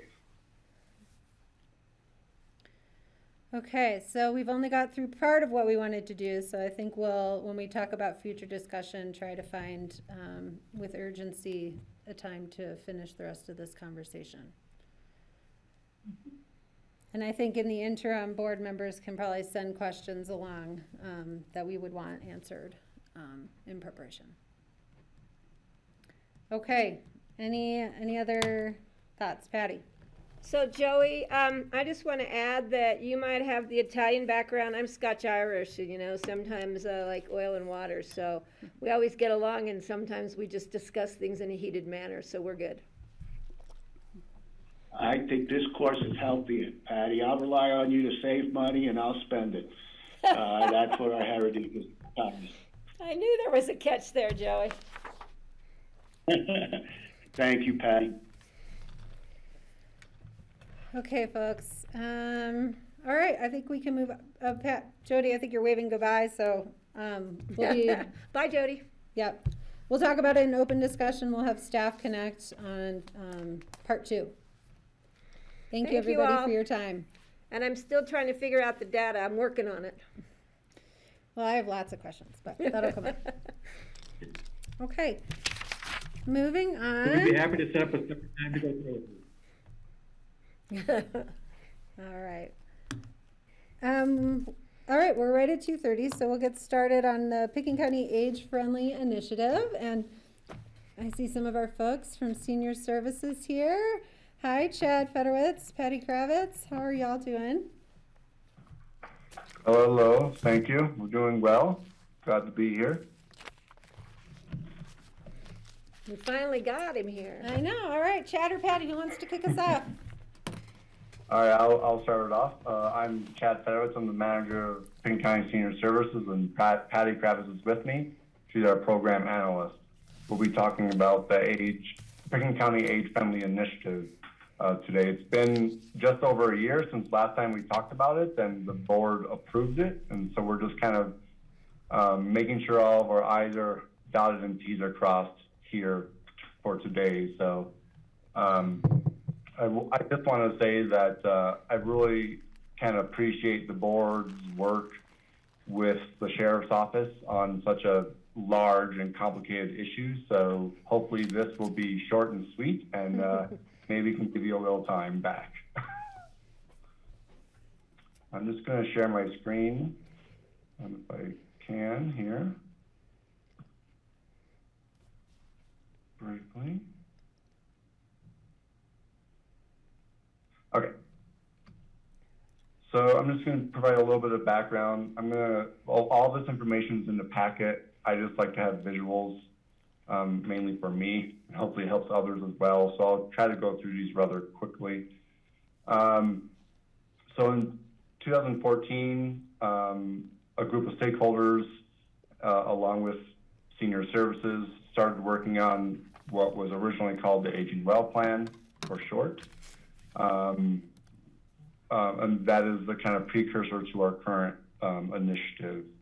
In 2017, Picking County was designated an age-friendly community by AARP and the World Health Organization. And from there to now, we restructured the original plan and document to kind of fit within the AARP's language of what's known as the 8 domains of livability. Here we just have a vision for the document itself, mainly around supporting the community and thinking about how to achieve the full potential of aging within our community. I'm paraphrasing just a bit. And then, of course, you know, the tried and true demographics. Right now is the first time in the history of the country that people over 65 is a larger group than people under 18 years old. It's never happened before. It probably, at least as far as projection goes, it will never flip back. And for Colorado, we're seeing a lot of in-migration, so older adults are coming to Colorado. That equates to 1 in 7 to 1 in 5 people in the States are over 65. Then below, you'll see, based off of census data, the demographer's office, just some projections for individuals in our county over 65. This data is a few years old, so it may be updated a little bit. And then, again, because of my visual needs, this just shows, based off of voter registration, where individuals over 60 live in Picking County. So obviously condensed around Aspen and Snowmass Village, but all the way to the Salt has a pretty decent sized population. And then even the Crystal River Valley in its entirety does as well. And so moving forward, we framed the original plan with these 8 domains. And use them to set goals for future consideration by the entire community, kind of Senior Services and some of our partners as the spearhead of that. Hopefully to use as a guide in both addressing what many people think of the challenges of aging, but also the opportunities that aging presents, both locally and regionally. And also by having an actual document and a plan, it shows that we are committed to addressing both these opportunities and challenges. So when we reframed the original plan, we used these 8 domains, and for us, for when we did this work, the 8 domains turned into these 8 sections, which more or less are very similar to in language of what ARP uses. This is all outlined in your packet. And then within each of those 8 domains, the document talks about, in brief, because this document would be massive if it was all-inclusive, kind of what exists today via the lens of aging in that domain. Why is it significant? What are some recent accomplishments? What are some goals and opportunities? And then it kind of ends with next steps moving forward.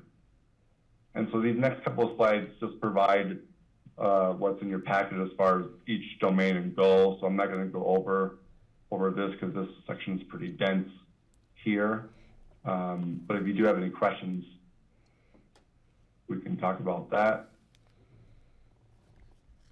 But then finally, you know, it's our hope that senior services will be the catalyst to implement this initiative.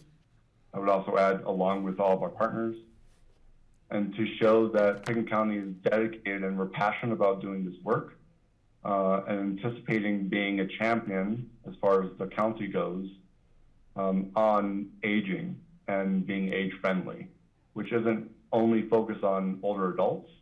The kind of slogan that ARP likes to use is, as far as age-friendly work goes, what's good for an 80-year-old is also good for an 8-year-old, and a mother with a stroller with kids, you know, et cetera, et cetera. So it's really kind of inclusion work in that sense. I have to use references.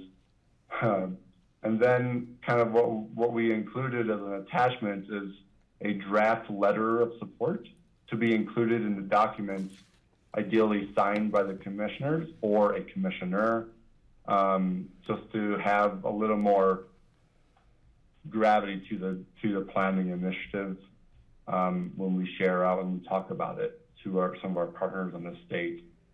And so our decision question or point is either looking at that draft letter we submitted and approving it, or any adjustments or additions, and then approving that to be included into the final document and signing it, or however you would all like to proceed.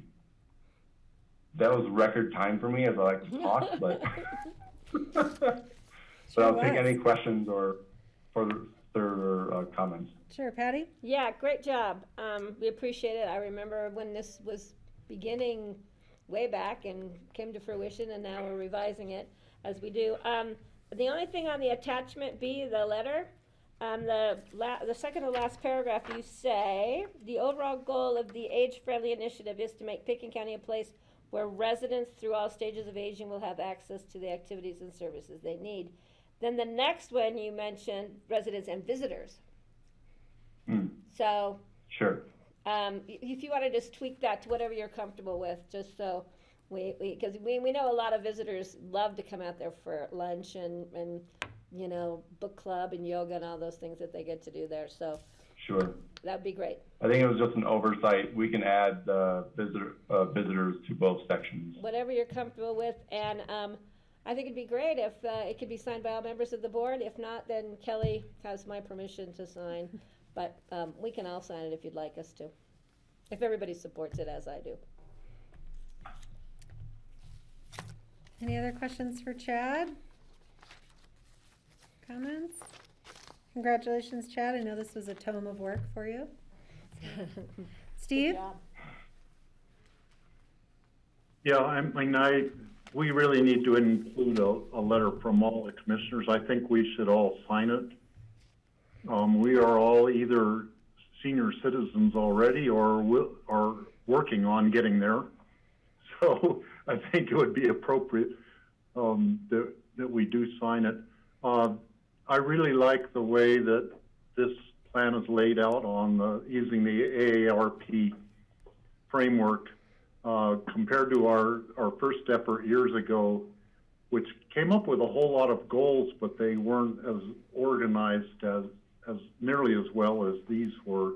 I think this really sets it up good for the action plan type of thing on each of the different domains. So the report looks terrific. I like it. Thanks, Steve. And just so the board is aware, most of the goals are carryover goals from the original plan. We may have adjusted some language a little bit, but it was important to me to really respect and honor that work and carry it forward while making some adjustments at the same time, so. Francie. Thanks a lot, Chad, and it just, makes me want to grow old in Pitkin County, just in case you don't think I'm there yet. Only if you do, Francie. Okay. All right, Chad, I think we would all be happy to sign this. And I'll just take a look at it because I like to edit things a little bit if that's okay, and I will send you my feedback by the end of the week. Okay. Sounds great, and we'll make those adjustments and then get it off so the board can sign it. Okay, great. All right. Thank you all, appreciate it. Thanks, Chad. Thanks, Thank Patty. you. All right, let's check in. So the next thing we have scheduled is a break. Is the board in need of a break? 10 minutes? Sure, we can do a 10-minute now and then come Okay, back. and then John Peacock, you'll start early at 2:50. How's that sound? Okay, Good. Grassroots will be back at 2:50, please.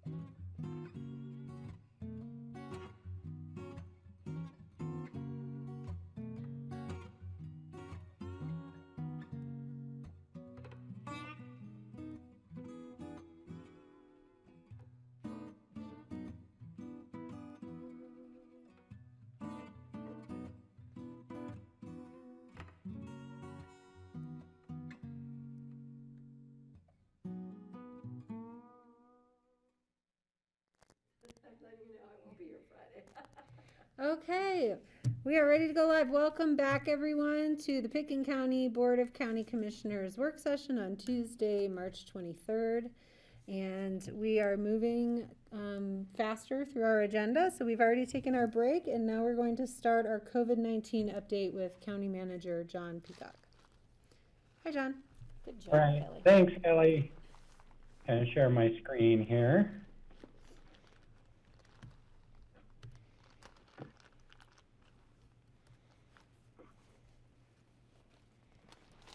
All right, are you all seeing that? Yes. Okay. Throughout the presentation, you'll see some of the collateral that we've been putting out around spring break and are getting ready to put out around vaccinations. So today we'll talk a little bit about metrics. I think as the board is aware, we'll also be talking about being moved on the dial because of where our numbers are. Provide a vaccination update, and then talk a little bit about the state's proposal for Dial 3.0 and really beyond and what that might mean. And then with any remaining time, we'll have questions and discussion. So the state did contact us yesterday and give us notification that we'd be moving to orange level restrictions as of 6 a.m. Tomorrow, March 24th. It is based, as we've talked about in previous meetings, the county is using, and because we're under 30,000, CDPHE, not the county, is using alternative metrics, which include total case count and positivity. So the total case count to move into the orange level is 91 or above for 5 consecutive days, along with a second metric, in this case, positivity that's over 7% for 5 consecutive days. You can see relative to larger counties where our incidence rate is, this is an incidence rate per 100,000 in population. So this is the data that the state was looking at when they gave us notification that we'd be moving to orange. The major impact of this is that most businesses will move from basically a 50% capacity limit to a 25% capacity limit. 5-star certified businesses are the exception, and they may continue to operate at yellow level capacities and in line with their 5-star plans that have been approved. And so there's a little bit of confusion because 5-star, when we were in yellow, was suspended for operating in blue level restrictions. But now that we've moved to orange level, it does apply to allow those 5-star businesses to operate at yellow level.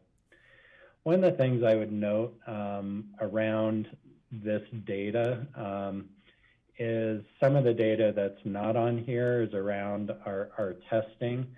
Our testing rates continue to be amongst the highest in the state. And I don't mean the positivity rate, I mean just the sheer number of tests for our population ranks near the top of the state and is 2 to 3 times a number of other counties. And so it's, I suspect that, we are detecting more. There just is not still consistency. While we have consistent outcomes, there's still not consistent process throughout the state to measure the benchmark. So that will be one of our key learnings coming out of this for sure. The other major area of concern, I'm not full of much good news today, is our variants, suspected number of variants particularly the B117, the UK variant, is going up significantly. We now have 33 suspected cases.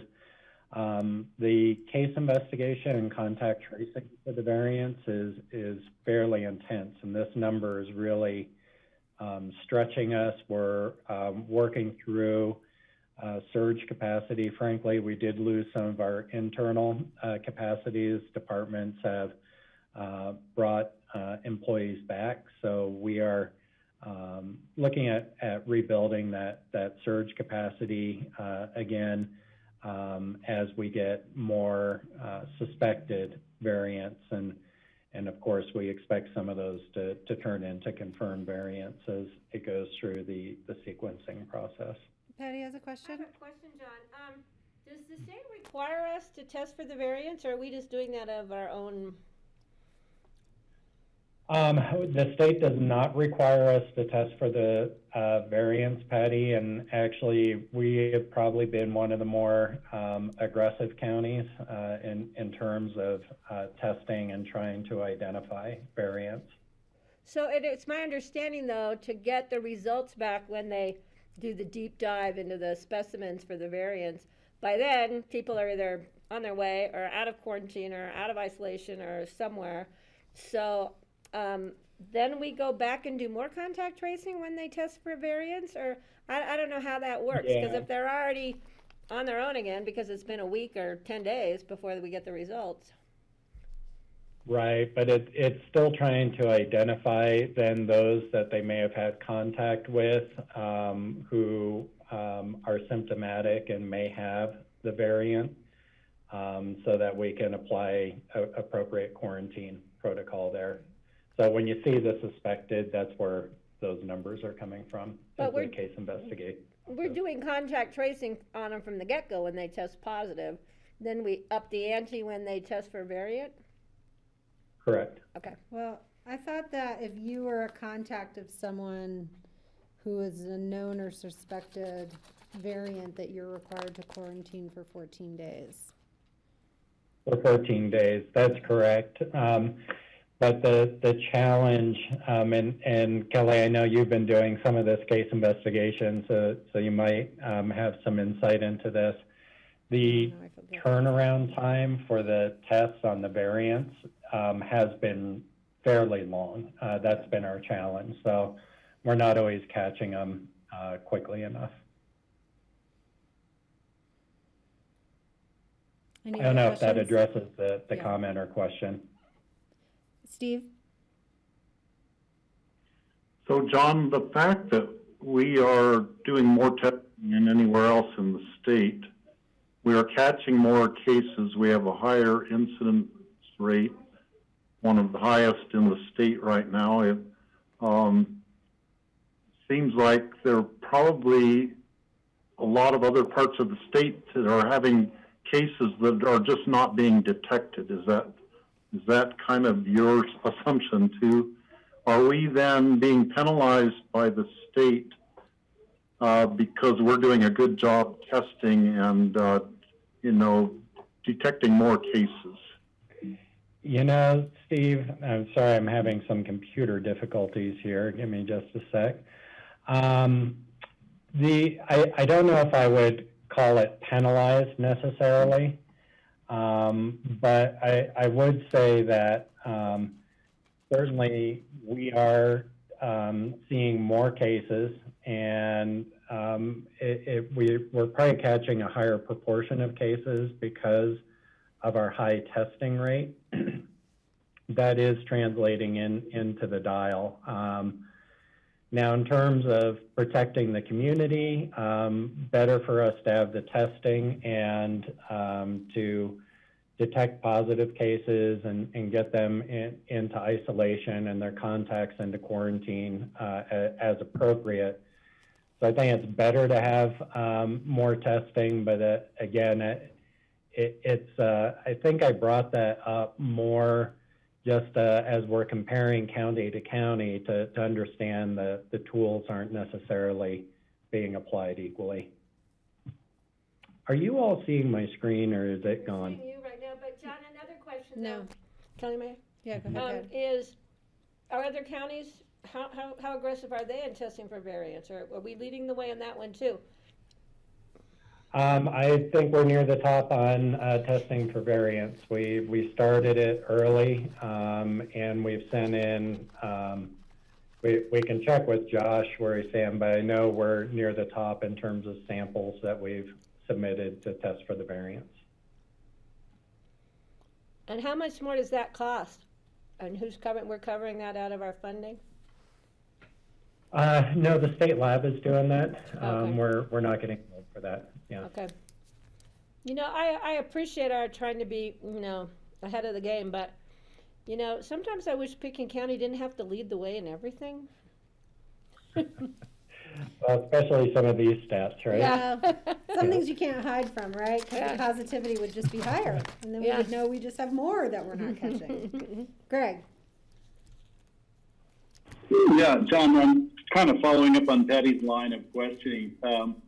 Is the state lab encouraging us to do this? Is this information that they'd like to have from everybody? We're able to give it? Or, I'm just trying to figure out how did we get into this dubious, honorable, the situation, which I'm not sure it's enviable, because it does create a sense of inequity among other people in the state or the community. Why are we being so good?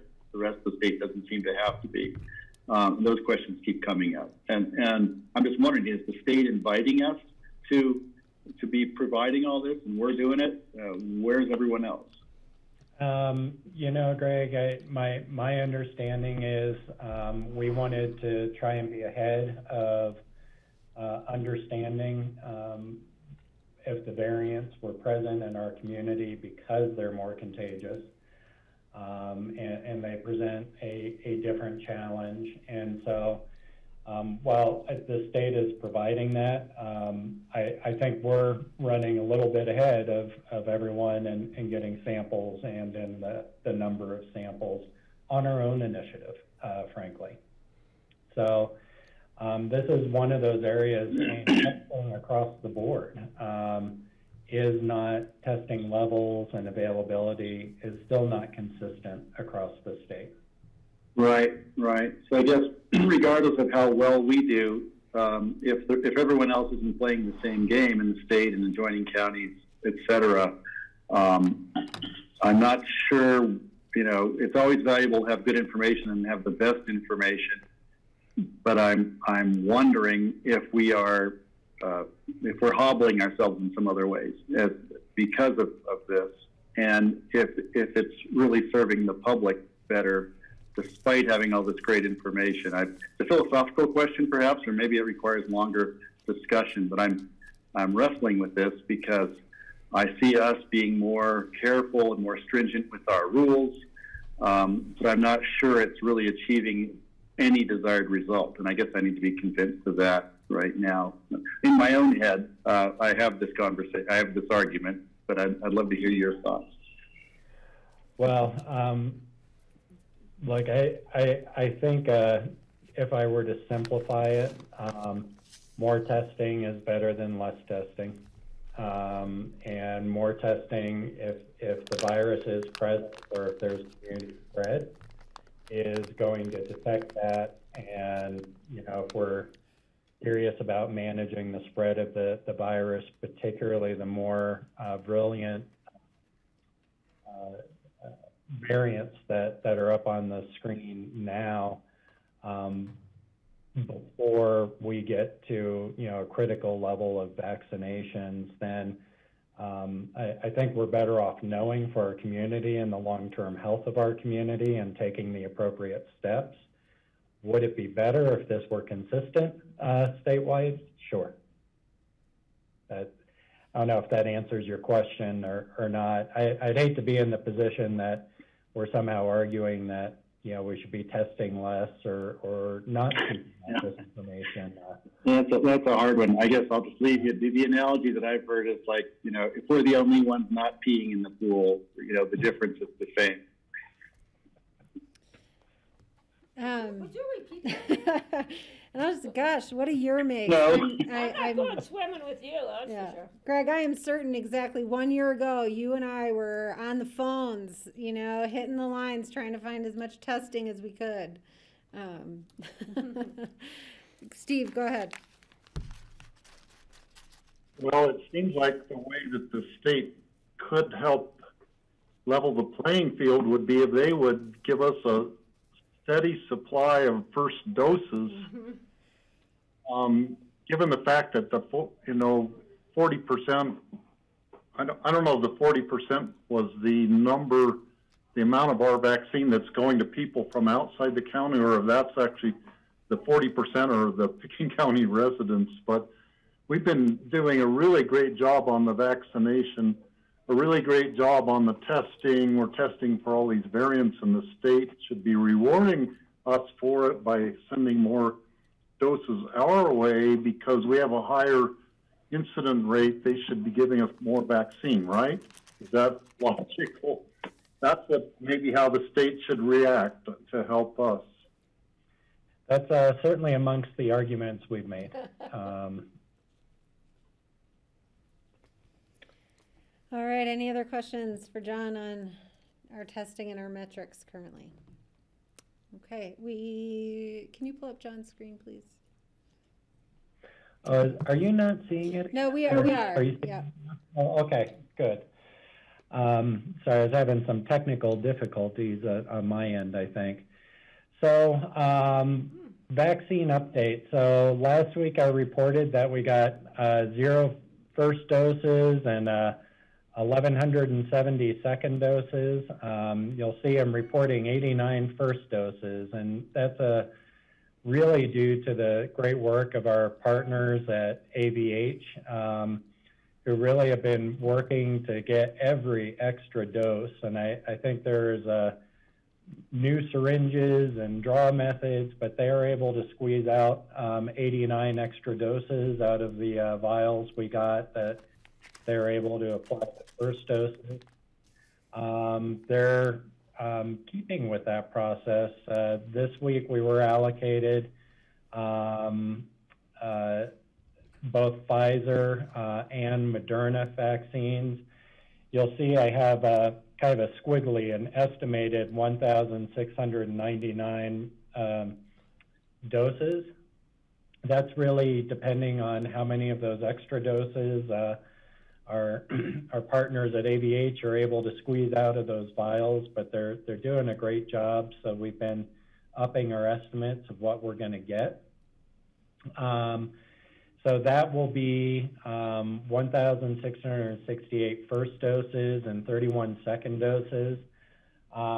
We are starting on the 1B4, so really everyone who hasn't been vaccinated in 1B1 through 1B3, and then the new group in 1B4.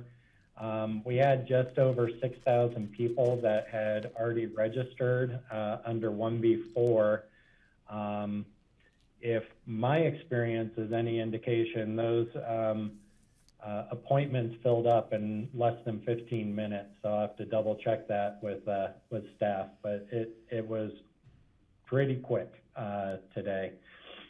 I will say that we did withhold 15% of our vaccines for those who are having difficulty accessing, either because of technology barriers or language barriers or what they may be,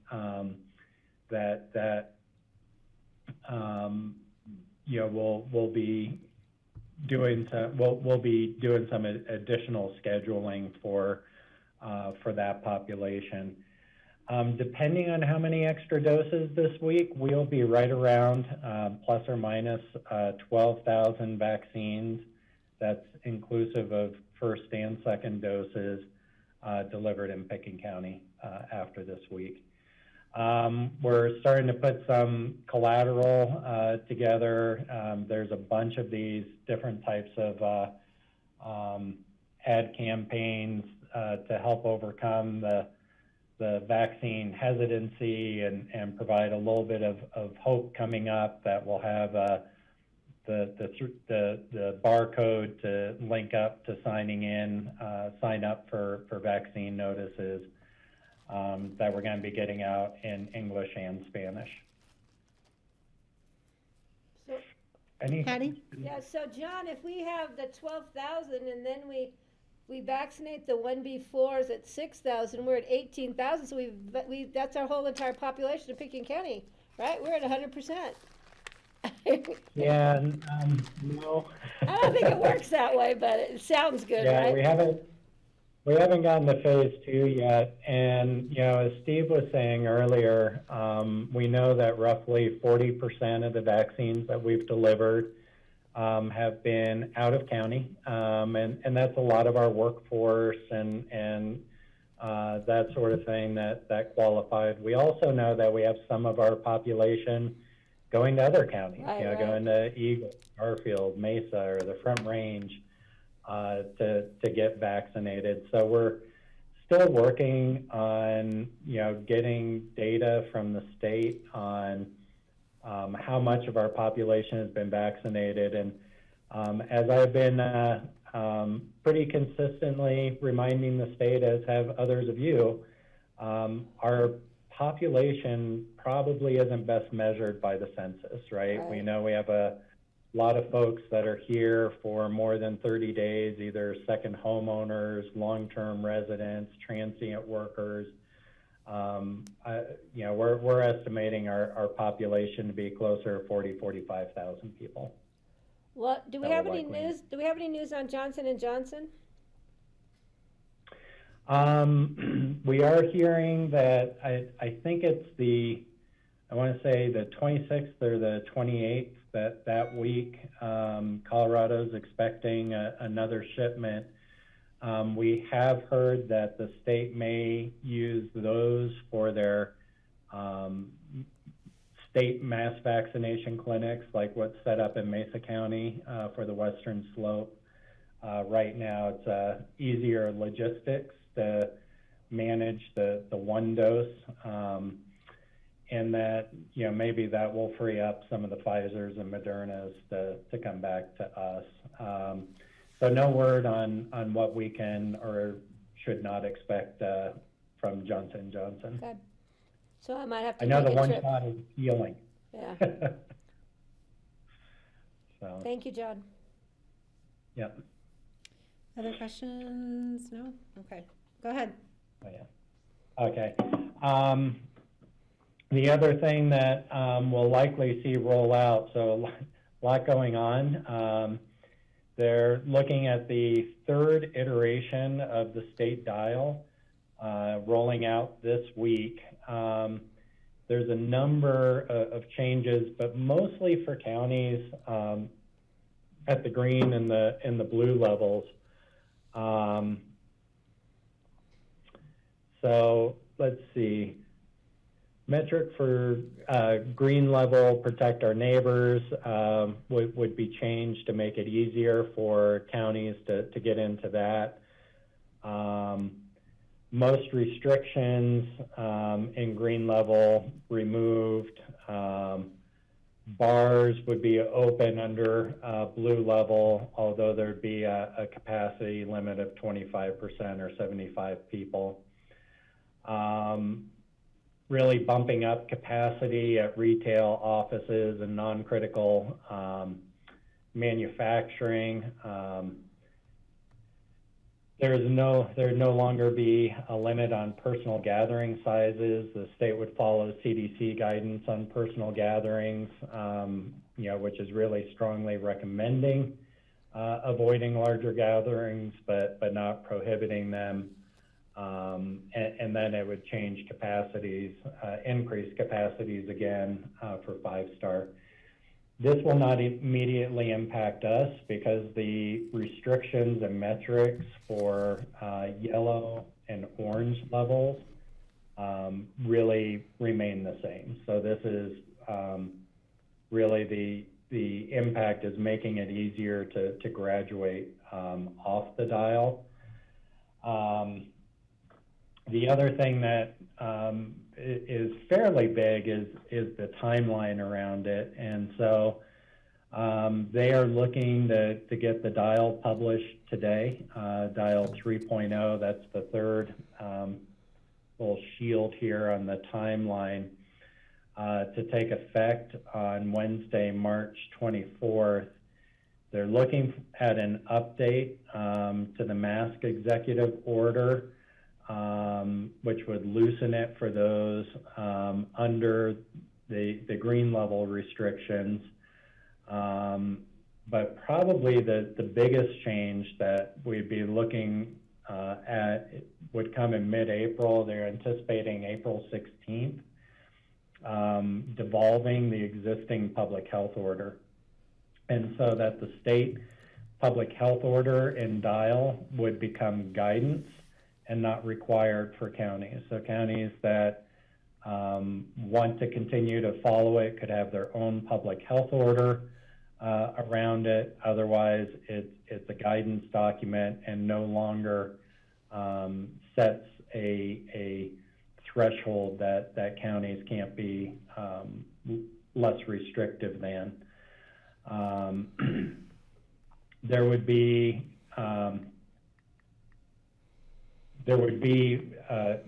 potentially a public health order then that continues to limit the capacity for indoor unseated mass gatherings. So that could be a percentage capacity limit as well as a total limit. I think they were talking about indoor mass gatherings being limited to 50% or 500 people, whichever is less. So we are looking at April 16th, potentially a major change and devolution in the state public health order. Okay, questions for John on that? That's yeah. kind of a big, oh, sorry, did you want to finish this, John? Yeah, sorry, I forgot I had this slide. So, yeah, the high-risk environments, yeah, they are looking at 50% not to exceed 500 people, and then having a snapback provision, and I guess that's a provision where the state would impose greater restrictions. It's not clear what that would be based on to us yet, but it would be a snapback for a county if local hospital capacity is threatened.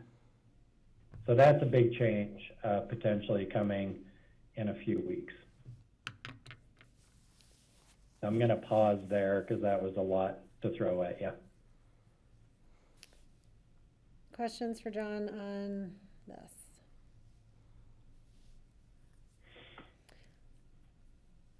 Greg?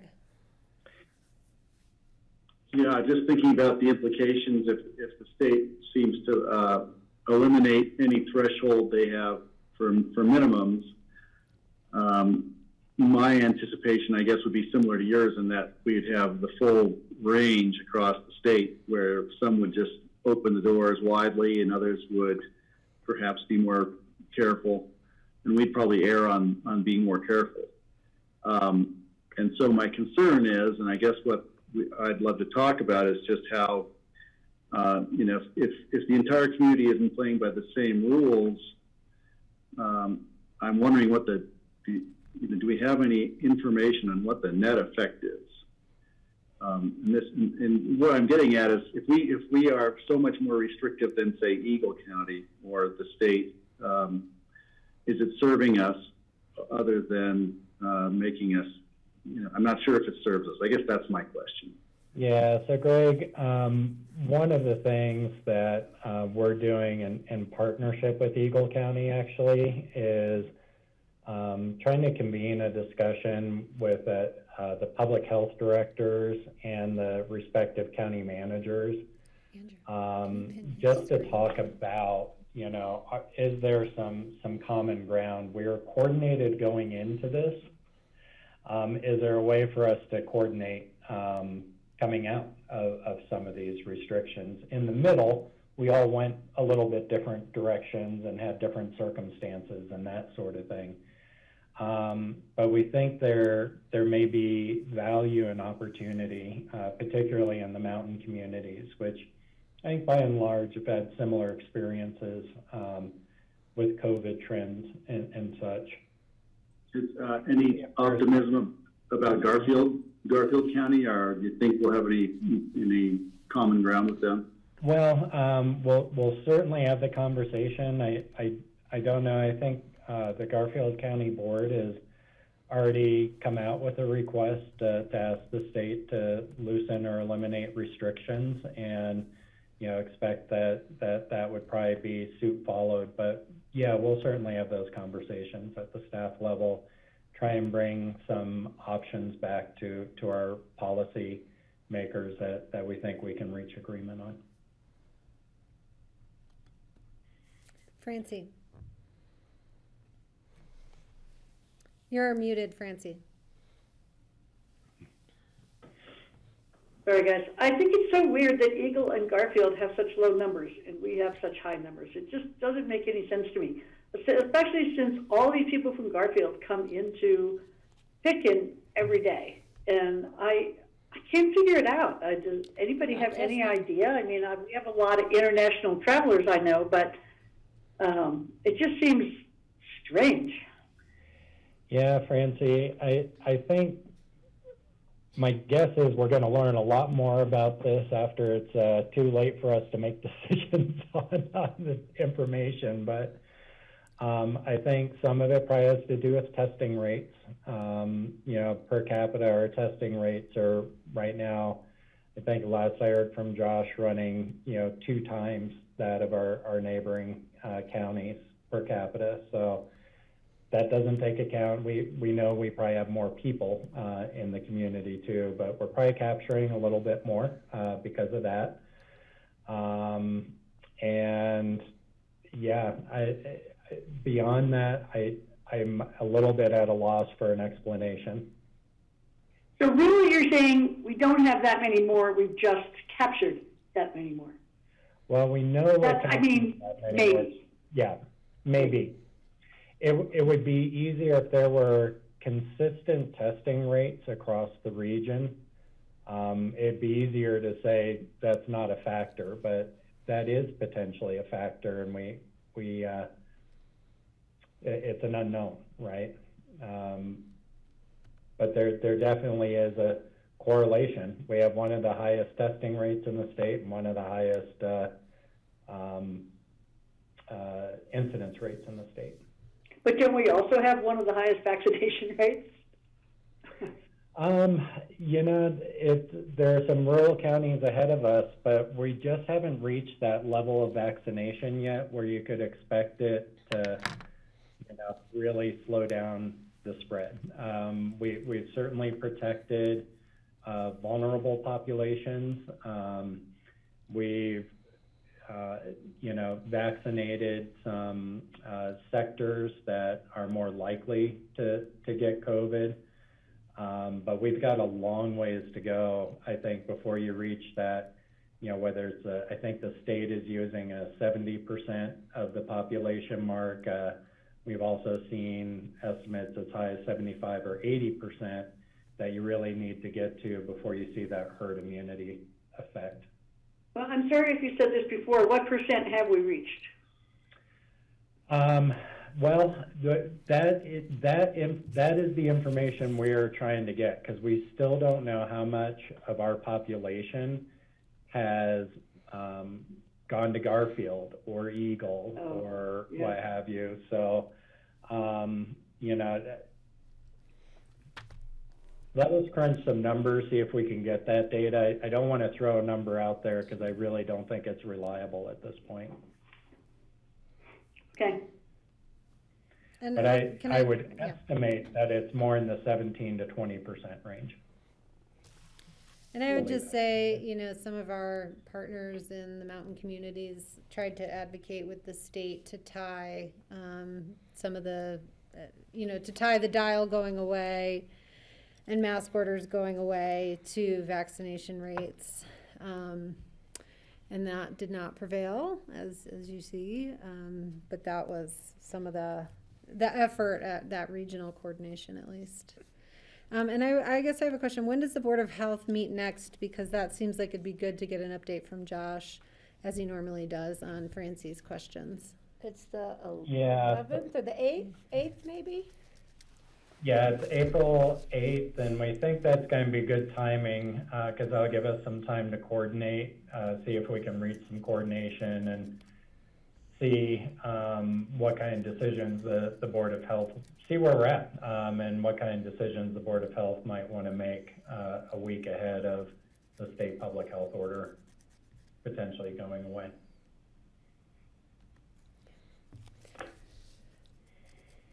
All right, John, we have about 5 minutes left. Do you have more? No, that is it. Patty, you have a question? Yeah, I have a question. Maybe Greg might know the answer, but looking at our applications for the Board of Health appointments or reappointments, I don't know if we've had the discussion or if we did, what the result of it was, as far as asking the alternate if she wants to step into a regular spot. Generally, we offer that to our volunteers on our committees, but I'm not sure where that stands, or if the board, this board, the BOCC, wants to do that in this case. I don't know. Kelly, if I could. Sure. I've had a conversation with Dr. Giesel, who I think applied for the position while remaining an alternate. And she said, you know, whatever happens, she's happy to remain an alternate if that's what it comes to. So okay.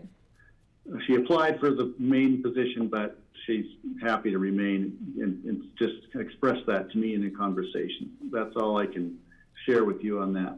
Well, that's what I needed to know. Thanks, Greg.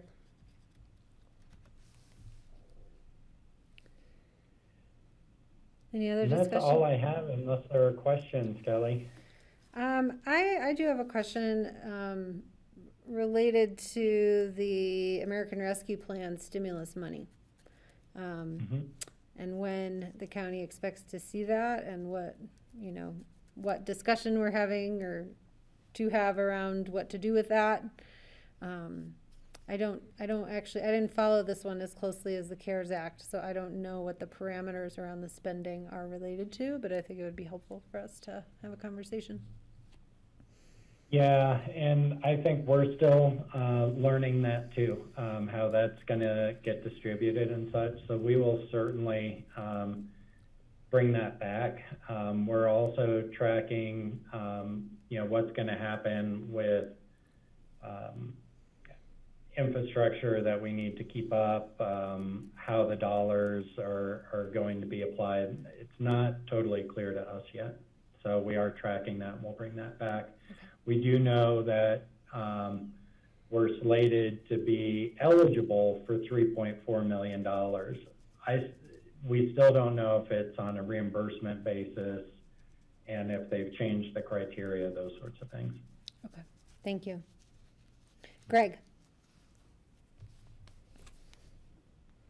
Yeah, just looking at, trying to think ahead, and I wanted to put something out there that I think we should all be thinking about as we move towards summer, and I've sent John a couple of notes about it regarding our cultural institutions, which are the ones that are events-oriented, the music festival, the theater festival in particular, because they've got an event coming in April. They're very interested in being able to pull that off if they can.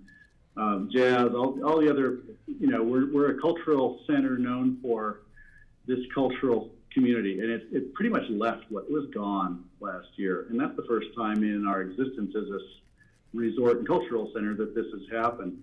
And naturally, I'm very concerned about that, because I think it changes the nature of our community to not have that there. It makes it perhaps less unique and less interesting and less Aspen.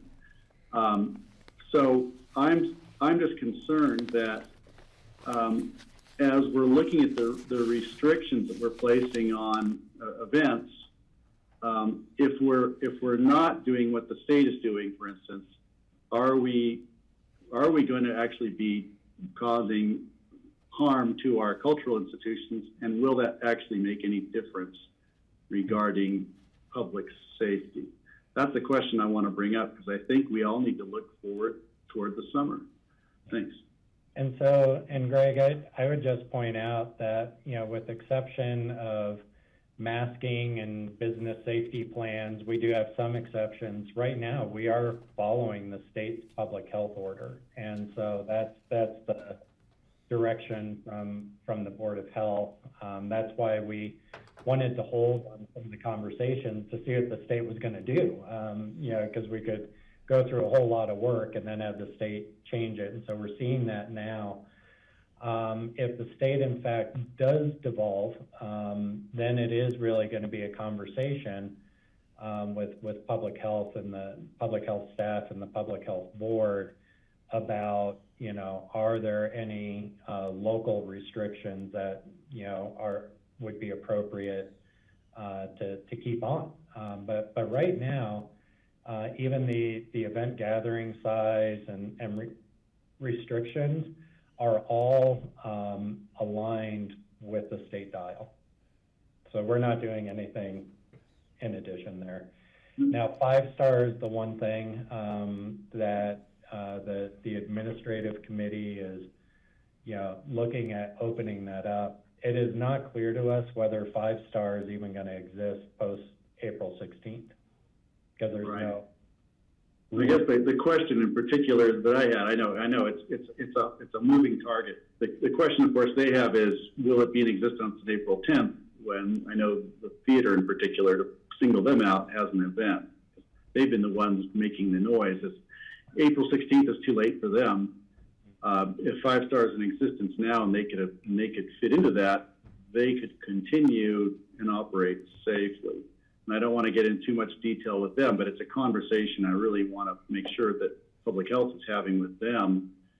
And we can help use that to frame how we operate this summer as we go into an uncertain summer. Hopefully we'll have a highly vaccinated summer and a safer summer with new protocols that will allow some of these things like our music festival to continue and operate and even open up. Hopefully they're planning on that. Okay, and if we need to revisit that in open discussion, we will have time, but we are running over a little and we have citizen board interviews. So I would like to turn our attention to our 3:30 agenda item, our citizen board interview with Justin Nyberg for the Planning and Zoning Board and for the Board of Adjustment. And Charlotte Anderson as staff, I'll ask you to just give us an overview of those board appointments, and then Justin, we will welcome you. So Charlotte, go ahead. Thank you, Kelly. Hello, board. Well, as Kelly mentioned, Justin Nyberg is here. He has actually applied for 2 boards. One is the Planning and Zoning, and the other is Board of Adjustment. So on the Planning and Zoning Board, we have 1 regular vacancy and 3 members renewing. And on the Board of Adjustment, there's 1 vacancy, which is a regular appointment. And then there is a renewing member. Charlie Podolak has submitted his renewal application. So I think that kind of covers it, and I'll turn it back to you, Kelly. Okay, thank you. And welcome, Justin. Thank you for applying. Hi. How we normally conduct these interviews is we'll invite you to introduce yourself and talk about your interest in the boards and your qualifications related to those boards. And then we do a roundtable of the commissioners to ask you questions. And then since we have multiple applications at hand, we'll have a conversation at a later date related to which individuals we wish to appoint to those boards, and then that will go through a formal resolution process, and Charlotte will remain in communication with you about that. So welcome, and please go ahead. Tell us who you are. Thank you. Hi, everyone. Yeah. Thanks for the chance to be here. I'm really excited to be able to apply for the boards. In particular, I'd love to be an active voice on the Planning and Zoning Commission. The Board of Variance is something that I threw in as another option as well because just with my line of work, I'm involved with the code fairly often, and I would just like to get involved it's been a long year, working from my house here in Aspen. And, since arriving here, I've really wanted to get involved more and participate in the community and in leadership positions. I'm certainly not running for office anytime soon, but I figured that the Planning and Zoning Commission would be a great place for me to start contributing based on the skills I have. As many as you know, I'm an attorney here in town. I work at Holland and Hart and work closely with Tom Todd. I've had a chance to work with various commissioners on various matters from time to time. Most recently, the Jason Sewell conservation easement down at Sunfire.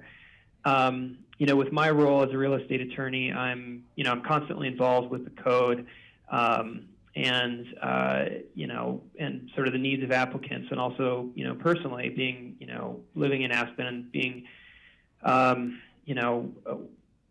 who spends a lot of time outdoors. I'm all over the county and enjoying it. So I have a great respect for the land use code and its purpose.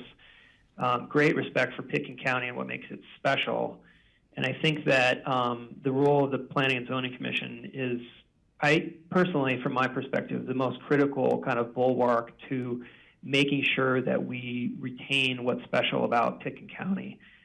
This is one of the most desirable places to live. It was my dream to move up here for 10 years before I finally got the opportunity. And I'm really passionate about making sure that what's special about Pitkin County is protected, and that we use the land use code in a way that respects the past and respects what's special, but also sort of invites the future and in a responsible way. So, my interest in responsible land policies, land use policies really began when I started my career as a journalist in San Francisco. I was a newspaper reporter for about 4 years, working for a couple papers, and I spent a lot of time talking with planners. I covered transportation and sort of regional issues, so I spent a lot of time reporting and interviewing regional planners about the concepts that would make the Bay Area function in the 21st century. It, like a lot of urban areas, is facing a lot of challenges from growth, in some cases unmitigated sprawl, transportation issues. It was really a complex problem, and I loved digging into kind of the potential for what could be done, more responsibly to sort of prepare for the future. I also grew up watching firsthand what good land use policies meant to a community. I grew up in Irvine, which is one of the first master plan communities in California. And, it was really eye-opening to see what good planning can do to a community and how it can shape that community for generations to come. I was able to watch, to compare my hometown of Irvine against, our neighboring towns in Los Angeles, and seeing what smart planning did to sort of bring together, all of the different things that municipalities struggle with by today's climate change. And so since then, I've been just really an active sort of observer of the municipalities where I've lived to see what they're doing right and what they're maybe falling short on. So I've lived in San Francisco, Santa Fe, Denver, and now in Aspen. And each of those places has given me, a lot of lessons, I think, in terms of what I would bring to the table for perspectives on a commission. So I think that I can go into any of those kind of particular pieces, but I didn't want to go on too long without, giving you a chance to ask any questions. And we usually have them, so thank you. And it looks like Patty has her hand up, so she'll go. I have a question. Nice to see you again. I haven't seen you in a while. So, thanks. As I remember, and correct me if I'm wrong, please, you wrote that paper about Sunfire Ranch. It was kind of like an introduction, kind of like a biography, of Sunfire Ranch. And I still have it on my desk because it was extremely well written. And I mean, it was amazing. And I remember reading it and talking to Jason, going, "Where did this come from?" And I think it was Casey who told me that you had been the author, and I think that's correct, right?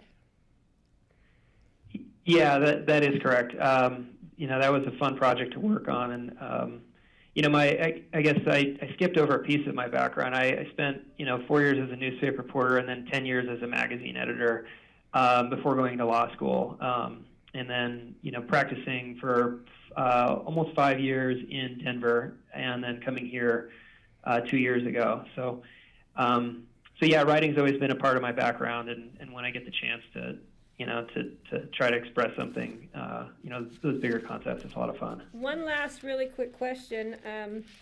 Who did you work with in the, I see you got the John P. Salazar Award, but who was, when you, where was it in here, that you worked with Department of Interior? Who was who was the Secretary of Interior then? Oh gosh, was that in the Salazar era? This was, this would have been 2015.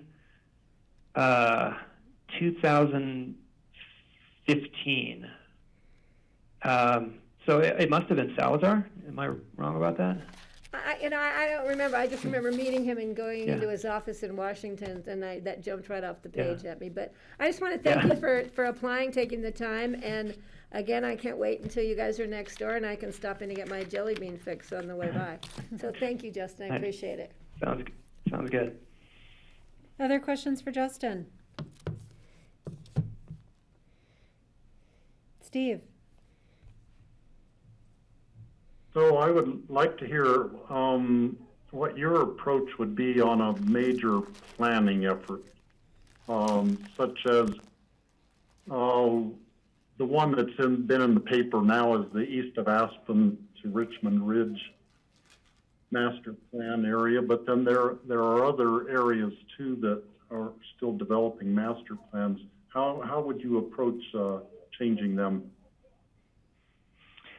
Well, I think that it's a great question, and I don't know that I could answer in a specific way, not knowing the particular issues. But I think that the number one thing the commission does is to listen and to take the input of staff who have, they're an immense resource, and I think that they deserve a ton of respect. They are really kind of the beginning of good policy begins with the staff.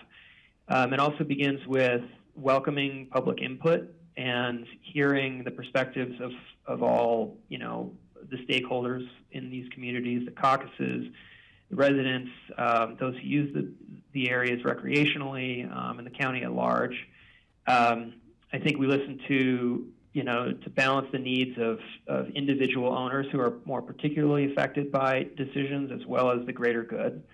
I think it starts with respect for the process and, for the public process and respect for the code. The code has been laid down over, decades, and a lot of thought and a lot of nuance has gone into the way that it works. And I also think that a lot of, it starts with respect for the past master plans. A lot of work has gone into the prior master plans, and they're not precedent. They need to evolve with the time, but our community depends on the sort of stability of the plans being, when they're amended, very thoughtfully and conservatively amended for continuity and whatnot. So that's some of the perspectives that I'd bring to sort of how to answer that question. I wouldn't come into this role with any sort of firm viewpoints, and except for the fact that Pitkin County is unbelievably special and needs to be protected. But as far as any particular issue, I see myself as a very open-minded, respectful, listener primarily, and then hopefully someone who can make open-minded decisions about, what's best for the community at large. Okay, thanks, Justin, and thanks for applying for not one but two boards. I guess, you stated that you would prefer to be on the Planning and Zoning Board. We've also put down the Board of Adjustment, and could you talk about the differences in your preference there? Sure. Well, the Planning and Zoning Commission, I mean, as you know, it meets more frequently. It has a lot more responsibilities, and it's dealing with fairly significant issues for the future of the county. Those are the sort of issues that I'd be most passionate about engaging in. And I rarely volunteer for positions and roles like this unless I know I can give it 100%. And this is one role that I would bring 100% commitment to. It's really important to do the reading, to do the homework, to go in ready to ask smart questions. And so that I can really kind of see myself digging into. I would bring the same commitment to the Board of Adjustment. It meets less frequently, and its role is to carefully analyze variances for setbacks and sort of issues that are really tied to a unique property or kind of situation. Not that that's not critical work. And frankly, I'd be happy to be on both boards. I think I could serve both, well. But if there was one that I'd love to put my heart and soul into, it'd be the Planning and Zoning Commission. Okay, thank you. Francie. Well, thank you, Justin. I really appreciate your commitment. I know that the P&Z is a very busy board, and it takes a lot of time and a lot of commitment. And it sounds like you're bringing the right skills. So I just want to let you know I really appreciate your application and your interest. Thank you. Greg. Yeah. Hey, thanks, Justin. It's really interesting to hear you speak.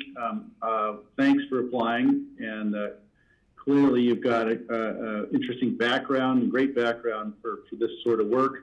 I want to welcome you to the community. You're fairly new to the community. Do you think you know the lay of the land well enough to be able to function?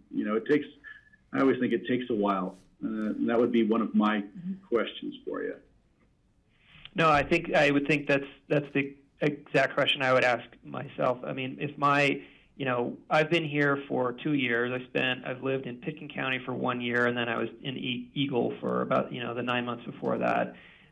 So I am fairly new, though. I think that I'm working with the land use code on a daily basis, and and I'm involved with projects, and so I think I know at least the process better than sort of your average person in the county. And I think what I maybe lack in tenure in the county, I would make up for in commitment and passion for the role that this is playing. This would be my one major role outside of my job, and as I said, as a reporter, I remember watching the Planning and Zoning Commissions and reporting on them and just thinking, if there's one thing that I want to do that's not elected public office, it would be on these commissions to help shape everything from, the zoning policies for the county and smart growth and responsible growth and climate change, responsible, climate change policies to architectural styles that contribute to the unique character of a place and don't detract from it, things that are in harmony with the buildings around it. So I think that I may be new in terms of the time that I've spent in the county. I've been looking at these issues in other places for 20 years, and I think I bring a lot of those lessons to bear. And I do plan to do my homework with the issues that are coming before us. I know, I'm well versed in the the GMQS system and the potential changes that are coming to that. The importance of the climate action plan, the importance of the East of Aspen, and all of the different. I think there's 4 caucus master plans that are under in the amendment process right now. These are very important issues, and I think that I can dig into them. I guess that it's great to hear you speak about it. It gets me excited about all these possibilities we have in front of us. And I know a lot of it's we're in a unique community that we have the resources and the willpower and the ability to actually do big things here. Mm-hmm. But we also have to be careful because we can't upset our economy or our culture so much. So there's that struggle, and I'm just wondering, how do you think we can approach? You spoke about climate. I'd love to just hear your thoughts on how important is it, and what do you have any solutions at hand you can share with us? I wish. Land use planning really matured, through the latter half of the last century, and its goal is basically resource management and traffic control. Land use planning was basically, about how to get people from place to place in a efficient way. And I think the land use planning challenge of the 21st century is climate change.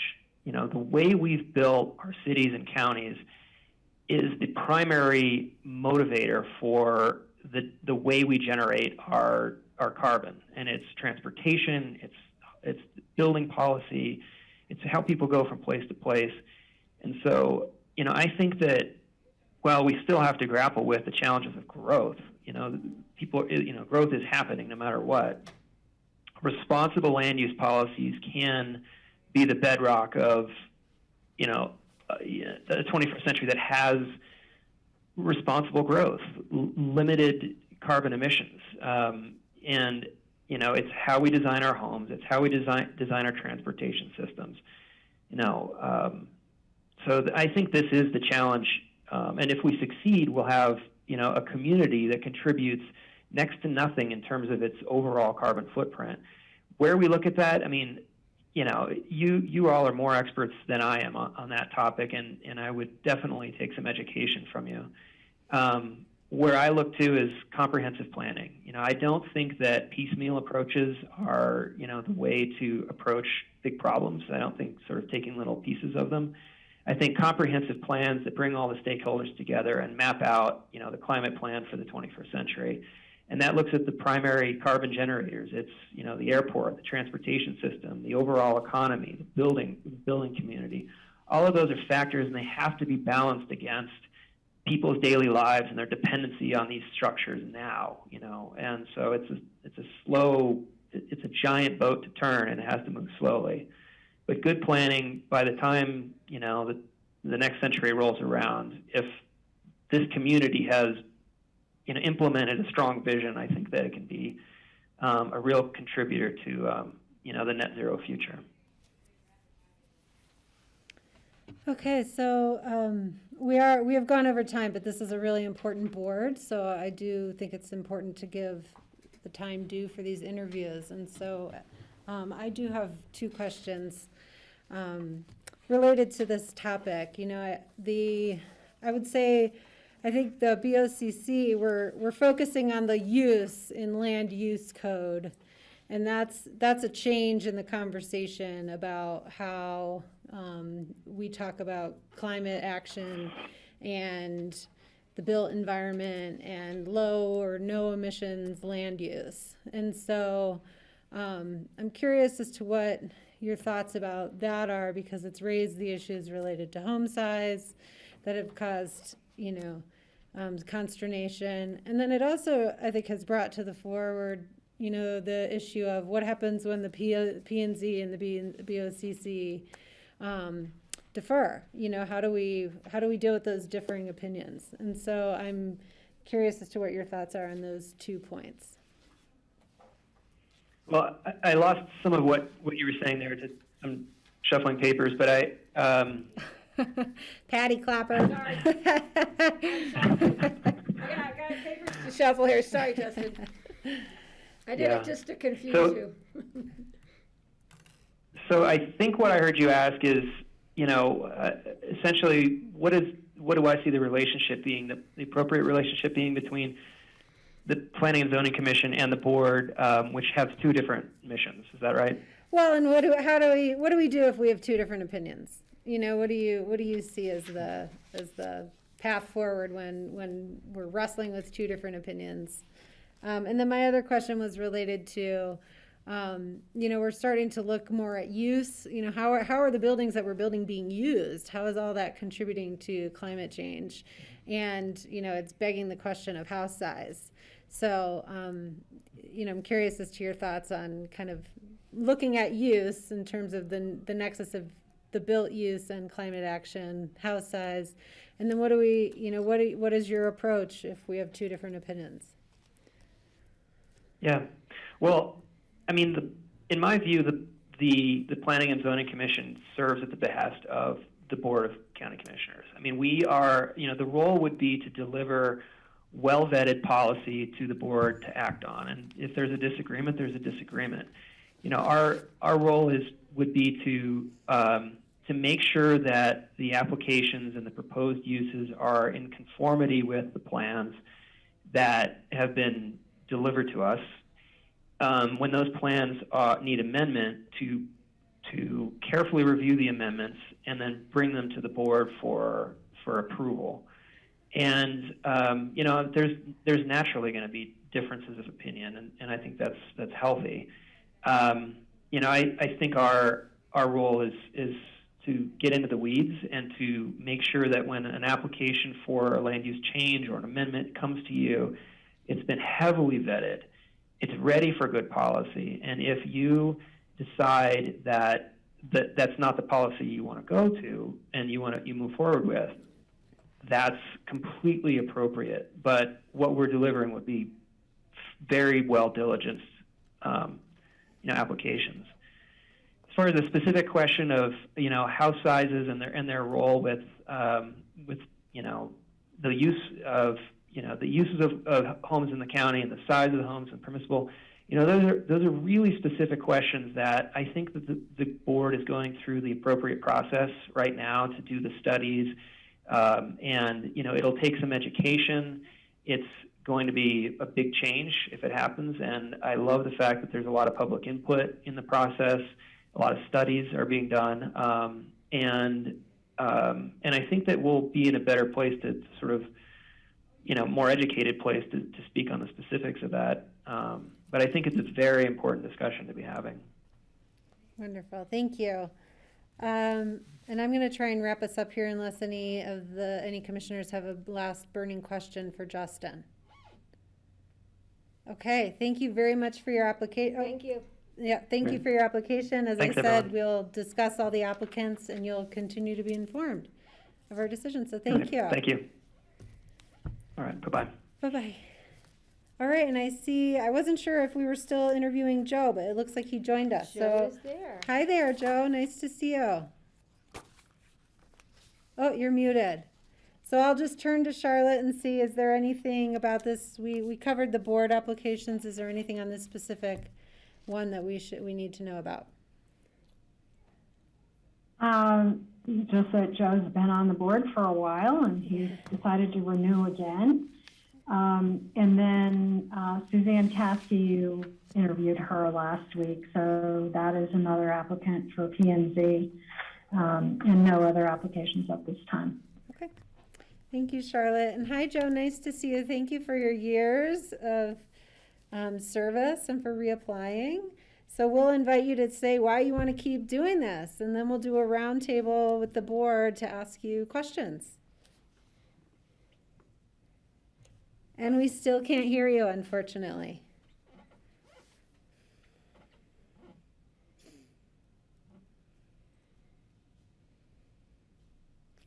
There we go. All right.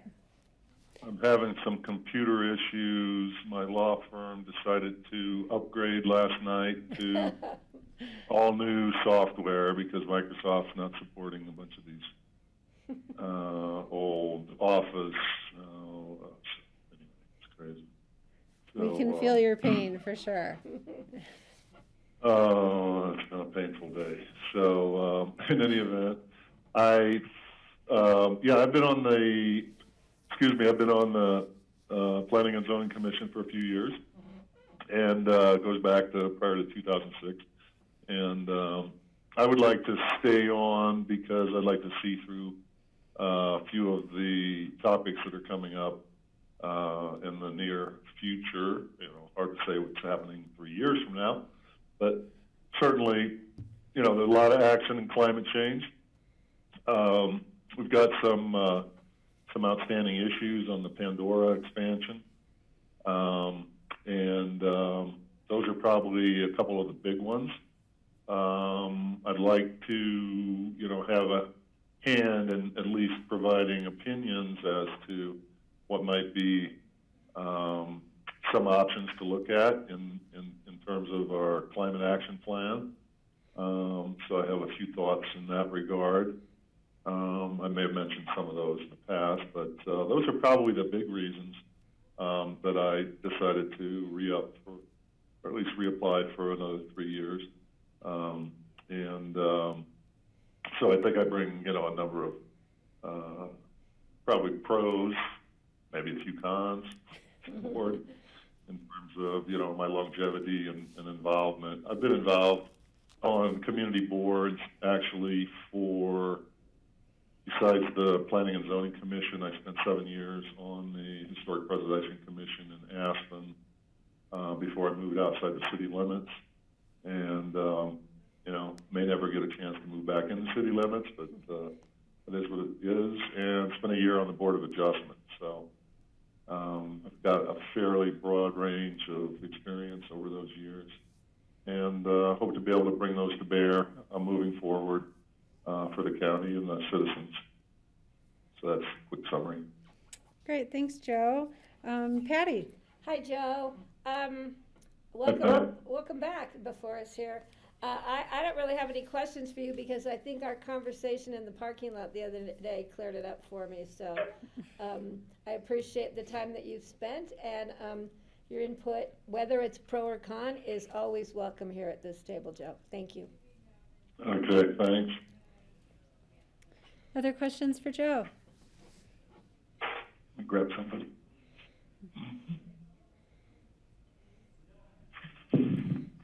I'm back. This will be a short interview if no one has any questions for Joe. Well, no, Joe. Greg? Hey, Joe, good to see you, and thank you for re-upping. It's people like you that are the thread of our community that keep it together, and I'm very grateful and very extremely appreciative of the time and service you put in, and that you're willing to re-up. Of course, climate, huge issue on front of my mind most days.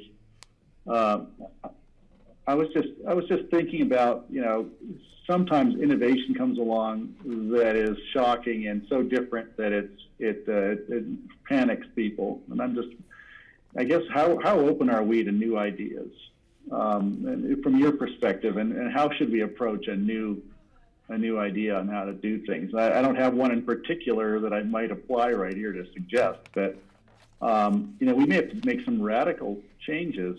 How would we do that? What would be your approach? Well, in the climate change, within that topic area, I think that hopefully, yeah, we'll make some technological changes just in terms of, you know, the country and so on. But I think that we need to be open to new ideas and new concepts. And a lot of times the problems that we have force us, you know, what do they say? You know, invention is the mother of necessity, or necessity is the mother of invention. You know, I do have some thoughts on things that we haven't really talked about yet, that, you know, maybe a combination of a number of different tools that we can use for climate change. In particular, I was thinking about, you know, I've been reading a lot about it and reading about different things like soil sequestration and so on. But cap and trade seems to be a concept that may be worth exploring, and whether it's cap and trade is the right terminology for it. But what I was thinking of was some sort of concept similar to our TDR program, where someone decides not to build what they may be entitled to build at that point, then they get some sort of credits that they could pass along for someone else who wants to, you know, wants to have a use or a size that generates more greenhouse gas emissions. but technology is changing rapidly, and I think we need to look at all of those different options. The soil sequestration, although it's not probably the biggest issue here, but it's certainly a big issue in the Midwest and some of these major farms where they till the soil and basically eventually kills the soil, and that's why we have to use so many nutrients and fertilizers and chemicals in order to be able to grow our crops. And as a result, we don't end up with the sequestration that you'd have when you have fields that are planted with different methods. I know that I read about I grew up in Iowa, so I'm kind of a farm boy anyway. And just in terms of planting techniques that people use, if you can do that without having to till the soil and insert the seedling or the plant through a different type of equipment, then you don't destroy that huge carbon bank that we have that's known as the Midwest farms. How quickly those types of technologies evolve, I think, is going to be a question. But there are some farmers there that are basically leaving their land fallow, and while the economics is not the same as growing soybeans or corn or one of the other traditional crops there, it's getting up to the point where for some farmers it's viable, and there's a market out there for them to be able to collect. Currently, it's what I've read is maybe 25 or 30% of what you get from a cash crop.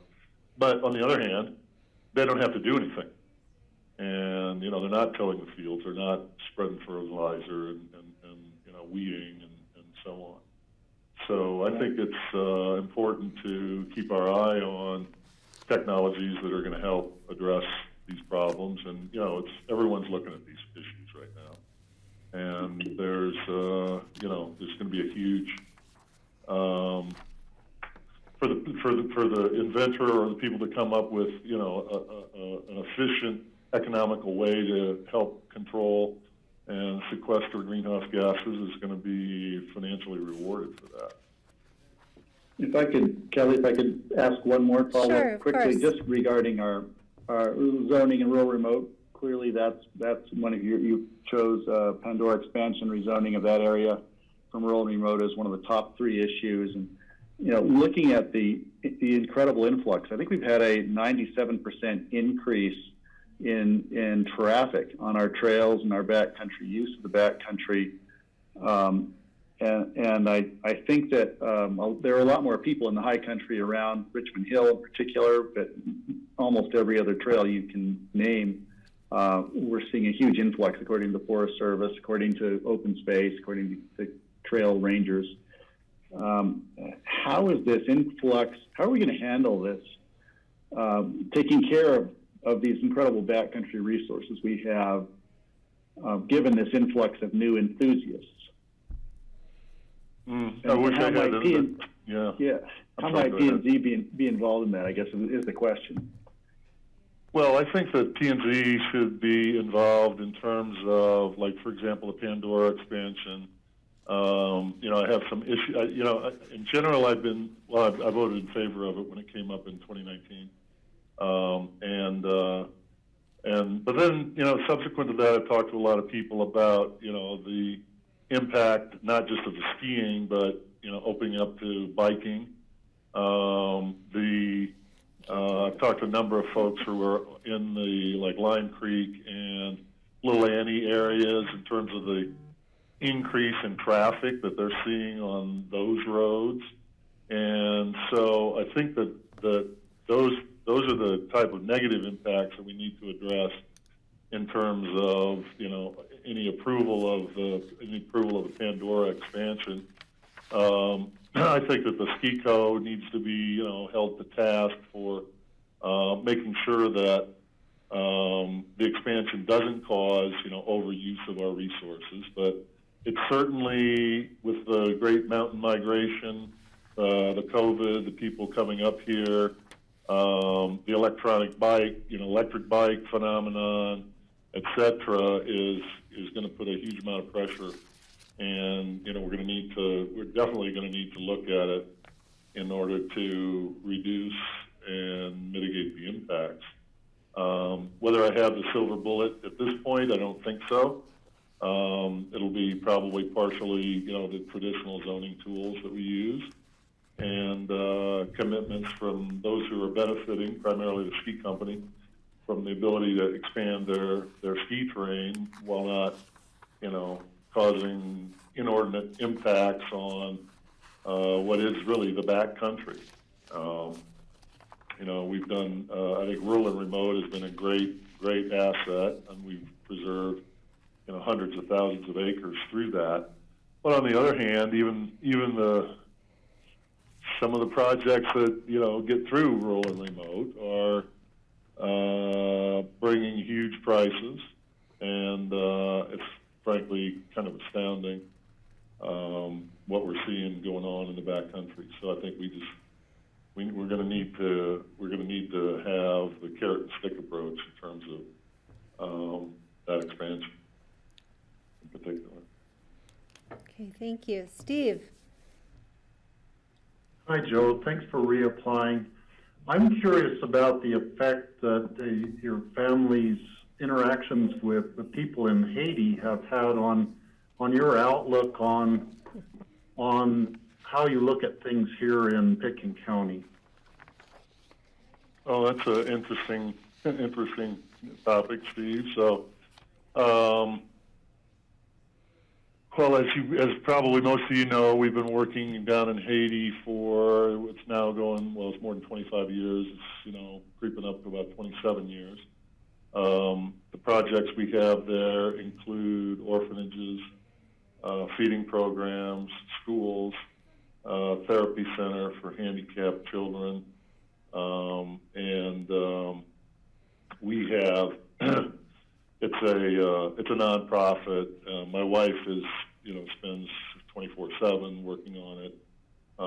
We haven't ever received any compensation, so it's all been charity in the true sense of the word. And we have a lot of kids now that are through that many years that are in their early 20s and going to university, and all in Haiti primarily. It's very difficult for them to get into the U.S. just because of our immigration policy. But looking at that country and comparing it to Aspen, you can see what happens when things get out of control with overpopulation. And, it's very difficult to change a culture. And so it's a major contrast going back and forth. Because you go to Haiti and it's a fourth world country, really, and come back here and we're living in, one of the top places in the United States. I can't think of anywhere, if I wanted to live anywhere else in the U.S., where I would even think about living.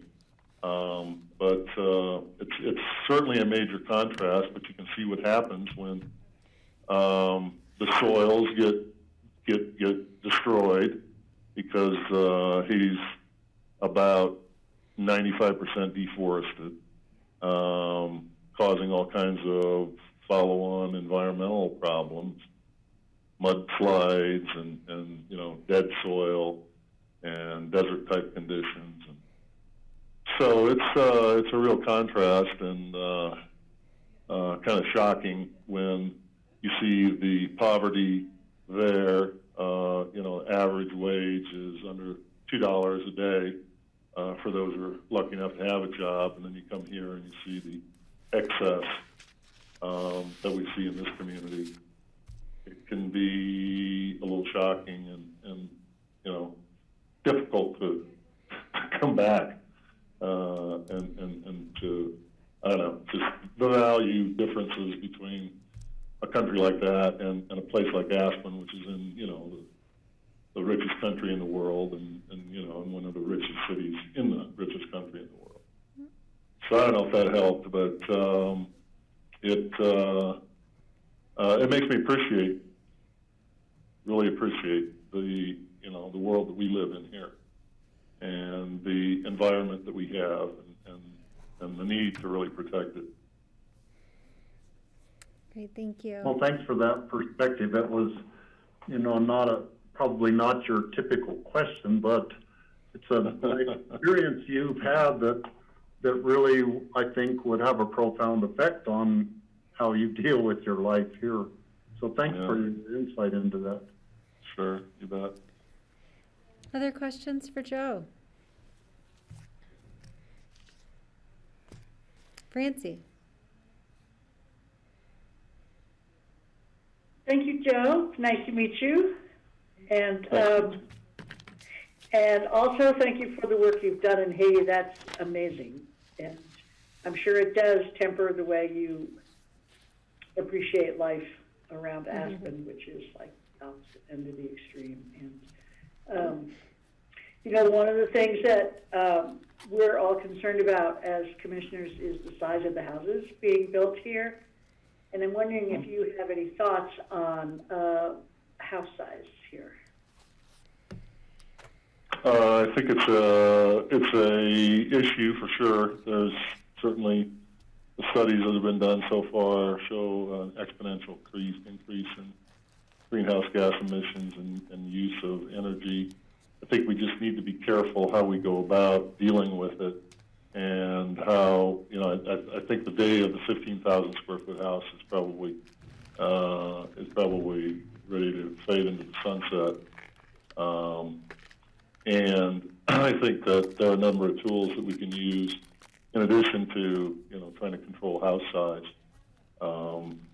My view would be that we take a look at and confer with the caucuses, although not 100% definitive. We have different opinions throughout the different caucuses as to house size, and at least try and, reflect what the community desires are in the different neighborhoods.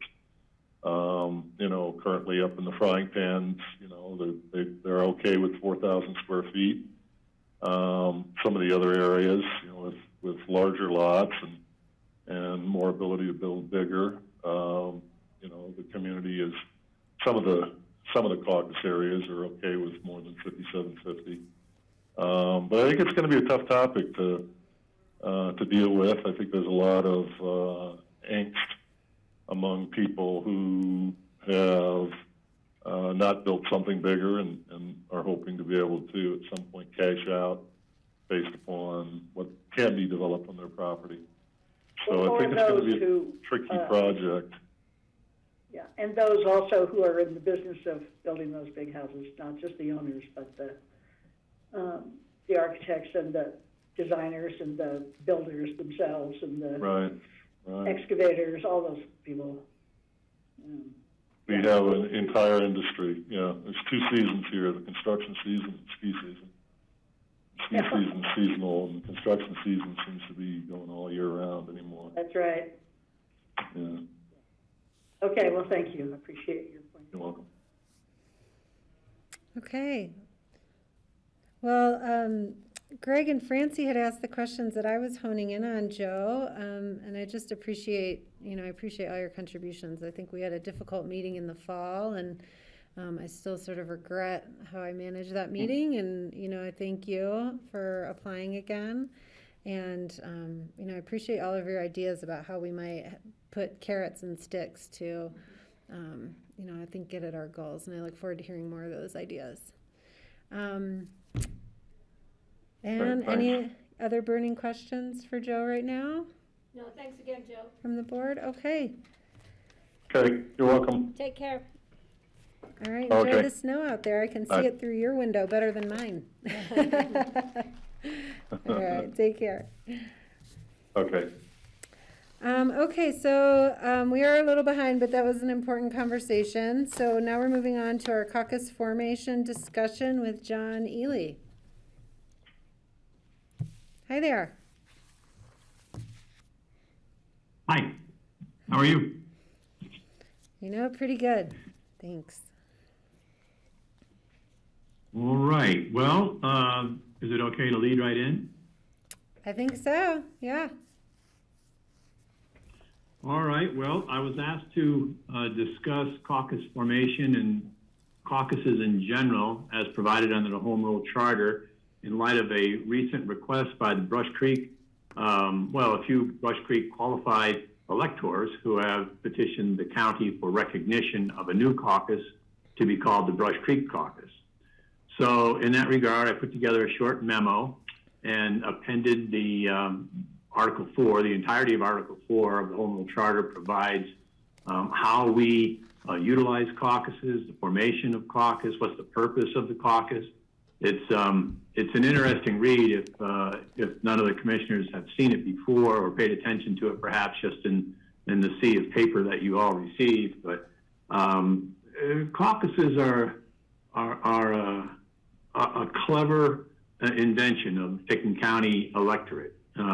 They came on the scene quite some time ago. I assume that Woody Creek was the first caucus to be formed just because of their long breadth of participation in the county, but I'm not 100% sure of that. But some of our caucuses have been around quite a long time, and others are relatively new on the scene. The caucus provisions in the charter are truly, I think, at least, what make our charter special and truly public serving. It's a great mechanism for getting involvement of the public with the elected officials of the elected board, for funneling opinions and requests and just the general ability to petition the government for redress of something that the public feels is wrong or an idea that they feel is right that should be pursued. It's a fascinating bit of history on how it came about and became incorporated in our charter. The last charter rework was, I think, in the end of the 1990s, 1998 perhaps. I remember that being the time when caucuses were re-examined, and I remember being part of that Home Rule Charter task force and going over all the provisions of the Home Rule Charter as provided in Article 4. It was a great series of discussions and meetings that were had back then, and a lot of time went into choosing the language of Article 4 very carefully by the participating citizens that were on that task force. So anyway, the overall concept, I think, is pretty straightforward. I think the public and the participants in the caucuses certainly appreciate how caucuses work and how they interact with the Board of County Commissioners. I guess I'm wondering if there are any particular questions as to how we move forward in recognizing a charter or the significance of recognizing a charter or anything at all, really. If there are any concerns with the formation of charters in general or anything, any issues you think that you should be on the lookout for. So I'll throw that up to the board to see if there's anything to be pursued there. Patty. So, John, this was great information, reading the Home Rule Charter part in here and the part about the Indian tribes in New York. I really appreciated that. A little bit of... That was Ed Bastian's contribution. He was on the task force. And that first little... Yeah, it kind of sucked me in. I have a couple questions. On the last page, page 20, under 4.11, under master plans, it says... So such criteria be recognized by the planning. Doesn't the Planning and Zoning Commission adopt the caucus master plans and the BOCC just kind of reviews them? Okay, just wanted to clarify that. Yes, the BOCC reviews master plans. The BOCC doesn't have a role in their adoption. Pursuant to state law and the Home Rule Charter provisions concerning the Planning and Zoning Commission, the Planning and Zoning Commission does adopt master plans, all master plans in the county. The interesting aspect about master plans in the caucuses is that the charter takes it a little bit further, that if a caucus area produces a master plan of its own, consistent with a planning area that is outlined by the Community Development Department, And typically those are consistent or coterminous with the boundaries of a caucus area. And the formation of that master plan and the contents of that master plan meet the criteria that have been established and outlined through ComDev and the BOCC, then the may becomes a shall, and the Planning Commission shall adopt the master plan, and it shall be recognized by the BOCC. An interesting use of terms there, but they were articulated with particularity when that provision was drafted. Okay. And then the contents of the master plans are still advisory or recommending to the BOCC unless the BOCC pulls things out and actually codifies them in the land use code. That's exactly right. Okay. Okay, just want to clarify that. And so the Community Development Department helps the folks within a caucus area actually establish their boundaries. For example, in this case with Brush Creek, they already have an established master plan that includes, I think, Pioneer Springs and Kutsubuso property at Brush Creek and some of that neighborhood. Doesn't mean that that would be the caucus area boundary going forward, but that gives them something to go by to get started. Well, the boundary of the caucus area is actually defined by the qualified electors or non-resident property owners who seek to form the caucus. The question of recognition is layered on top of that. So the recognition of the BOCC is dictated by the terms of the charter in that the boundary of the caucus represents, to the greatest extent possible, a contiguous land area and an area of a commonality of interest, whether that commonality of interest is economic or cultural or social or environmental. Those are the four areas that are spelled out, particularly in the charter. Then that dictates the recognition process of the BOCC. But the ability of citizens to petition the government exists independent of the charter. So if two or more people get together and call themselves a caucus, it can do all of the things that a recognized caucus can do. There is no absence of an ability for people to come in and talk to their elected commissioners. It's just that the recognition of the caucus gives a little bit more oomph to the caucus itself. It provides staff assistance with many things in addition to planning assistance or the development of a master plan. And then there are some benefits that are thrown off, which are relatively nominal as far as financial benefits, but there is that staff assistance which can be helpful.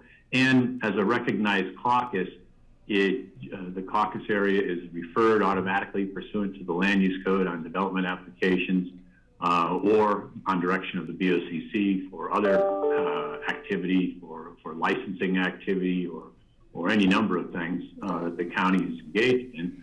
And it gives a more immediate conduit back to the BOCC of an expressed opinion of the caucus and including minority opinions as well.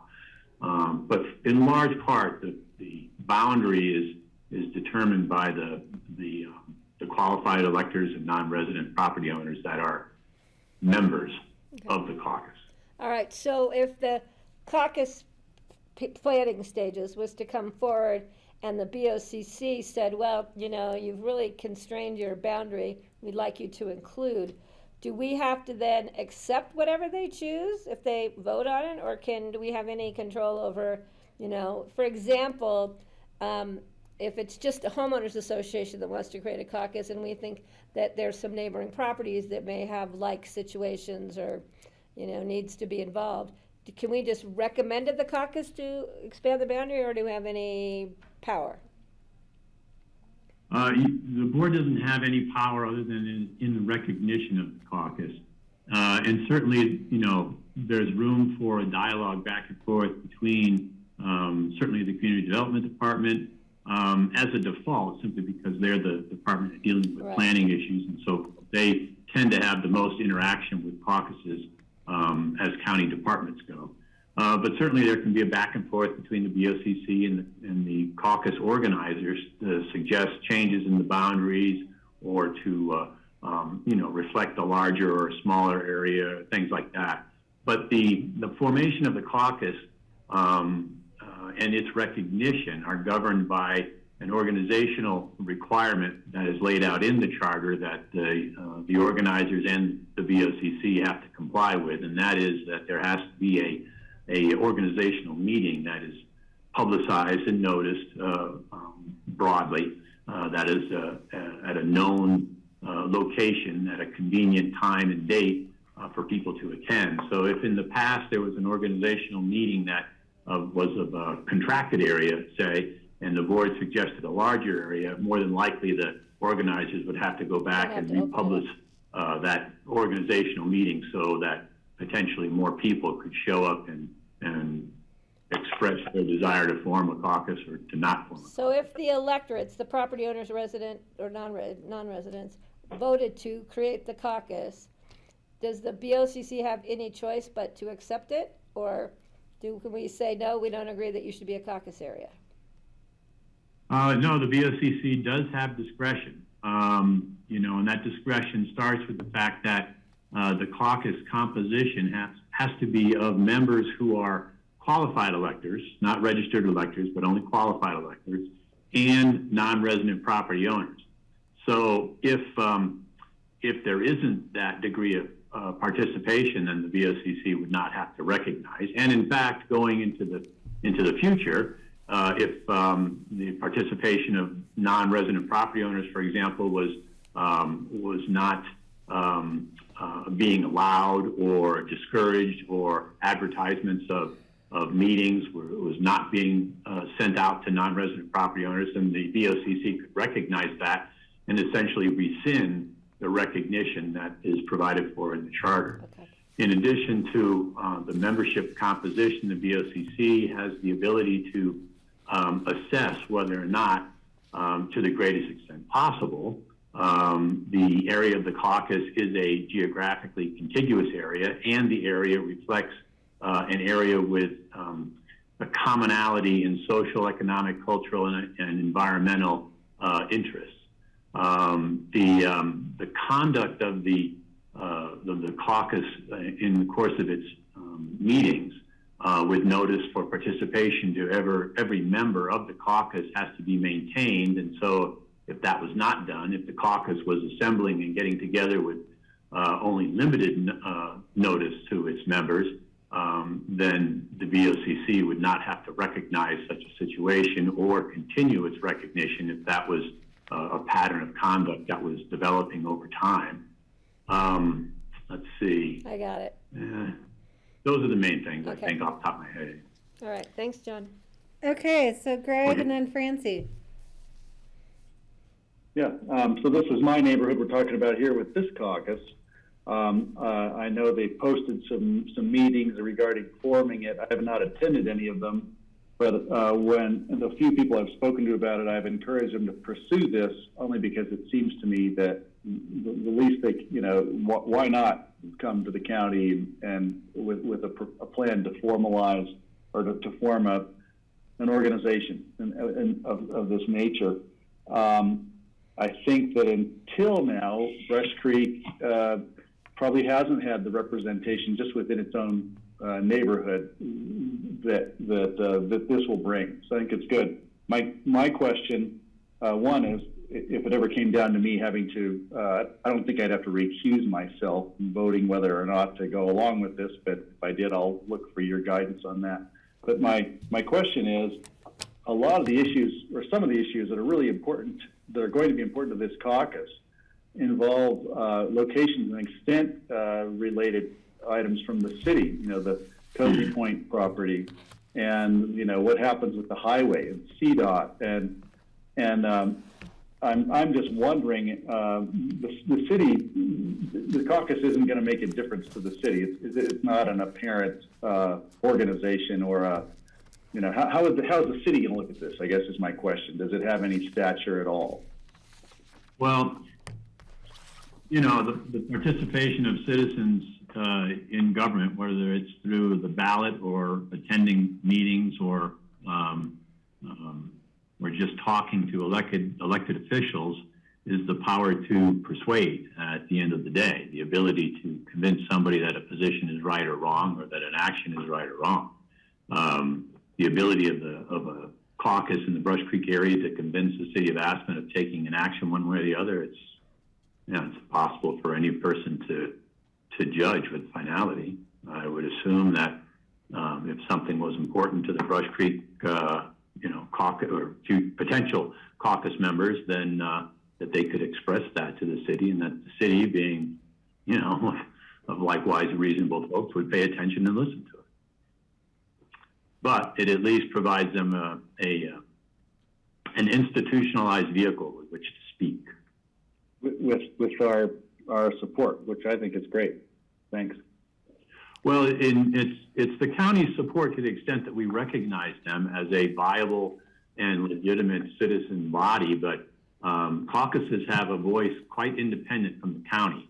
In fact, that independence has been exercised quite regularly by many of the caucuses. And we do not definitely control them. They're not an arm of the county. They are wholly independent entities. Right. But I was thinking of just support in that we had certain requirements of them in terms of reporting and annual meetings, and then we'll help cover the costs of their noticing, things like that, which are worth something. Thanks. Francie. I have a couple of questions, John. Thank you for putting that all together for us. So the people who are in this Brush Creek area, they are not represented by the Snowmass Caucus? No. They're outside the geographical boundaries of the Snowmass Caucus? That's correct. Okay. And so if we then, let's say we say, okay, we recognize this caucus, really good idea. I'm not sure how many residents are there. Maybe I should ask that first. How many residents are there? Does anybody know? I don't. Okay. So are we opening it up to maybe Aspen Village wanting a caucus, and then the Phillips area wanting a caucus, and then, other small enclaves that recognize we are this particular place and we want to have a caucus too? And so then we have, 15 or something caucuses who are bringing us land use issues or restriction issues on what people can do with their houses and how many pets they can have and all of those kinds of things that caucuses might get involved with? Are we just opening the door to lots of small places developing caucuses to which we have to respond? An explosion of caucuses. There's nothing in the charter that points in the direction that would be a negative outcome. And in fact, the charter is to encourage the formation of charters of caucuses, because the charter recognizes the value of caucuses, and that's really the treatment of the charter for county caucuses. There is no obligation on the part of the elected board to act in a certain way based upon a recommendation of the caucus. Caucuses are only recommending bodies to the elected board. There's no obligation to follow that recommendation or any of the recommendations. And the elected board is the singular board within the county that at one time looks at the concerns for everyone and all places within the county to make sure that we do things in a way that makes sense, that is integrated, and that one area does not, take advantage of or wreak havoc among another area. So it's, I suppose, it's the elected board's responsibility to pay attention to the needs of everyone in the county, whereas the caucuses are focused on their individual neighborhoods or, geographic areas. Well, I'm a little concerned about the proliferation of caucuses because I'm just wondering how much control the people who choose to make decisions in the caucus have over their neighbors' lives. I mean, how many things can they pass that really can affect their neighbors? And of course, right now I'm thinking about Redstone and the STR issue up there and stuff. But I could see other things coming up as well. When I see how much power a caucus actually has to make regulations, and maybe I'm misinterpreting how much power they have, but if you look at caucuses, they're pretty delineated in what the people who live within that caucus can do and not do in certain areas. And so do they have to make decisions at public meetings in which they have a quorum? Because, you know, the STR meeting in Redstone, where they came forward and said they had a majority of votes to restrict STRs in the historical district, there was no quorum at that caucus meeting. And so in the end, it could be, and I'm not saying that I agree or disagree with STRs in Redstone, I'm not saying an opinion on that, but it could be that whatever it was, 11 people who voted in favor of it or whatever, could then have a lot of influence on their neighbors. And so if we have this You have going to on, remember that caucuses, I'm sorry, did I catch it? Oh. No, I think you got the gist of my question. I think that you have to remember that caucuses are there for the benefit of not only the members, but for the county as a whole, and certainly the Board of County Commissioners. They provide information, advice, and recommendation to the elected board for consideration before the board acts. However, the board decides to act. Their ability is not binding. Their constitution is not binding on the BOCC. We do not control what quorums are in caucuses. In fact, I don't believe any of the caucuses have defined quorums. It is whoever has the motivation and the interest to attend a meeting can participate and vote. And they may attend one meeting a year, they may attend every meeting. All caucuses, I think, over time develop their own personality. It would be silly not to recognize that. And sometimes caucuses get a little parochial and the participants become too steady to the exclusion perhaps of others. But the ability for everyone to be a member in a recognized caucus area and to participate is there, whether they choose to or not. Since I've been a county attorney, I've been in litigation with some of our caucuses as a joined party to some actions. We've been allied with caucuses who have taken matters into their own hands and make independent decisions of the county in such a forum, which is interesting to imagine. We've been sued once by a caucus, to my recollection. So caucuses are not bound. When I say they're independent entities, I mean it. They can do whatever they want. They are a collection of citizens, and they can govern themselves. The only real requirements that the charter makes on the caucuses is one of inclusion, to make sure that every qualified elector in the caucus area can participate and vote, and every non-resident property owner in the caucus area can participate and vote. And that when such meetings are held, that they be advertised and available to all members so that people can participate. The point of recognition is to drive the ability and to facilitate participation of members within the caucus areas to participate if they want to. If people elect not to, then there it is. But it's like anything else. It's that a power to persuade. If you recognize a caucus to be speaking with a strong voice of 6 individuals and not a lot more, then their power to persuade is decidedly less than a caucus area that meets regularly, has a meeting attendance of 50 citizens, and articulates a position really well. Then you know that you've got a caucus that is very representative of their area. So, all of those factors and the way the caucuses act can be taken into account and considered by the BOCC, not just what their given vote is on a given day for a given issue, but also how they adduce that or produce that vote.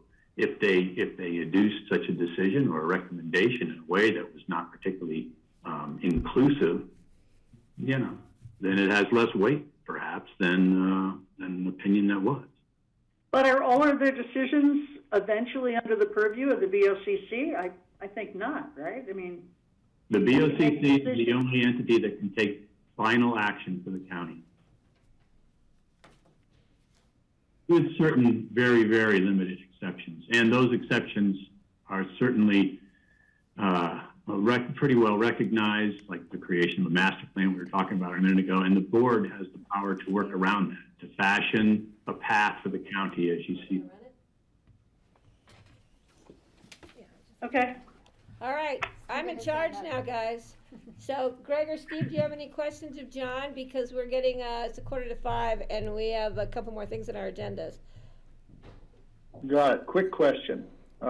So in the case of certain metro districts or homeowners associations where sometimes you have 300 members but only 3 guys show up and they run the show, a caucus could pretty much do the same thing. It would be prudent of our board, when a caucus comes before us with the decision, to really get an understanding of how many people participated in the decision that was brought to us. And I guess I'm putting that in the back of my foggy memory, that to ask these questions next time a caucus comes to us, because that had not really occurred to me. You really need to get a sense of how strong is the opinion of this caucus and how representative is the vote. We're going to assume it's representative, but we really don't know until we ask them, right? Absolutely. And Greg, we generally do that. We like to see how many people were in attendance and what the vote was, but they also have to establish a quorum, I think, as part of their bylaws. So that gives you a little more. Steve, did you have a question? Well, more comments about just how the caucus system formed. I was very much involved when the Snowmass Capitol Creek caucus formed many years ago. It really was formed as a means of to develop a means of communication between the outlying areas of the county and the commissioners. And the caucus system grew up at the same time as Grassroots TV. John and Katie Smith were going around to the different neighborhoods and they were making videos that were then taken back to the commissioners to show in the commissioners' meeting rooms about issues out in the neighborhoods out in the county. So that, the Woody Creek Caucus and the Snowmass Capitol Creek Caucus, and I think there was one other that was kind of forming at the same time, and I don't remember if it was the Frying Pan or the Crystal River, were kind of creating these neighborhood groups all at the same time, just as a means to increase communication and let the will of the people who lived out there known to the commissioners. And a lot of the caucuses, I mean, it's almost these half-broken organizations trying to go forward. It can be maddeningly hard to get people to come to meetings. The things that are easy to get people to come to in a caucus area are a big party or a party where there's a lot of food. And that's how the Frying Pan does their big corn boil every year, which maybe that isn't an official caucus meeting, but those kind of things attract lots of people. And then having a meeting where important decisions are being made, it's next to impossible to get very many people to come to those. And I think that's why it's important that having a majority and a minority opinion expressed to the commissioners, because nobody ever agrees totally in a caucus area. There's always going to be the dissenting voices there, and having the minority opinion is important to have that expressed also, so that the commissioners get a better feel for what are the issues out there that are important to the people. So it's been an interesting run for many years since the start of the caucus system, and it's amazing it's still going pretty strong, and having a new group wanting to form. Thanks, Steve. So just trying to wrap this up, yeah, I'm a big fan of the small d democracy. You know, I think this provides us valuable insights. I'm wondering, with the caucus at hand, is it appropriate for our board to have a conversation related to what they're proposing and, you know, whether we think we would recognize it or whether we want to communicate any requests, you know, or any expansion of the boundary or anything else related to that back to them, and what the best timing is for that conversation. Well, in regards to Brush Creek, they've, through their representative, have made the request, I think about a month ago or so, for the BOCC to recognize their caucus. It's certainly not inappropriate for the board to set you know, a meeting and invite the caucus representatives or any member or potential member of the caucus to be considered by the BOCC to attend and you know, and hear whatever the board's comments are, and if there's any means to, you know, adjust their approach or for them to consider county commissioner comments, and you know, that's completely fine. All right, well, that's great. That leads us right into future agendas, I think. And we can figure out where to slate that conversation for. So just want to check in. Any further questions for John Ely about caucus formation in the charter? I have a real quick. Patty. So John, they haven't voted on it yet, though, in Brush Creek, have they taken the official vote? I believe they have. Okay, well, you know, that's information. I just want to make sure that everybody was noticed, and I don't know, maybe ComDev, whoever's going to oversee that caucus, I want to make sure that everybody got noticed, that the rules were followed, that it wasn't just Francie's concern, you know, small group that passed it through when nobody else was paying attention, because, you know, sometimes people just don't pay attention. So I just want to make sure that everything's above board, and then, yeah, we should put them on an agenda and have them come in and have them give us their presentation on why they think they need a caucus and what their issues are. All right. Sounds like a great idea. The communication that was received by the county, at least with any degree of formality, was sent in by a gentleman named Jerry Scheinbaum. I'm not sure how to pronounce his name. I hope I didn't mix that up too bad. And speaking on behalf of other qualified electors and non-resident property owners in the proposed area. I think that working back through him as the caucus formation representative, that could probably schedule a meeting at some time that's convenient for the most participants. Okay, great. Great, Thanks, thank you. Good information. All right. Thank you. Moving on to review of future agendas.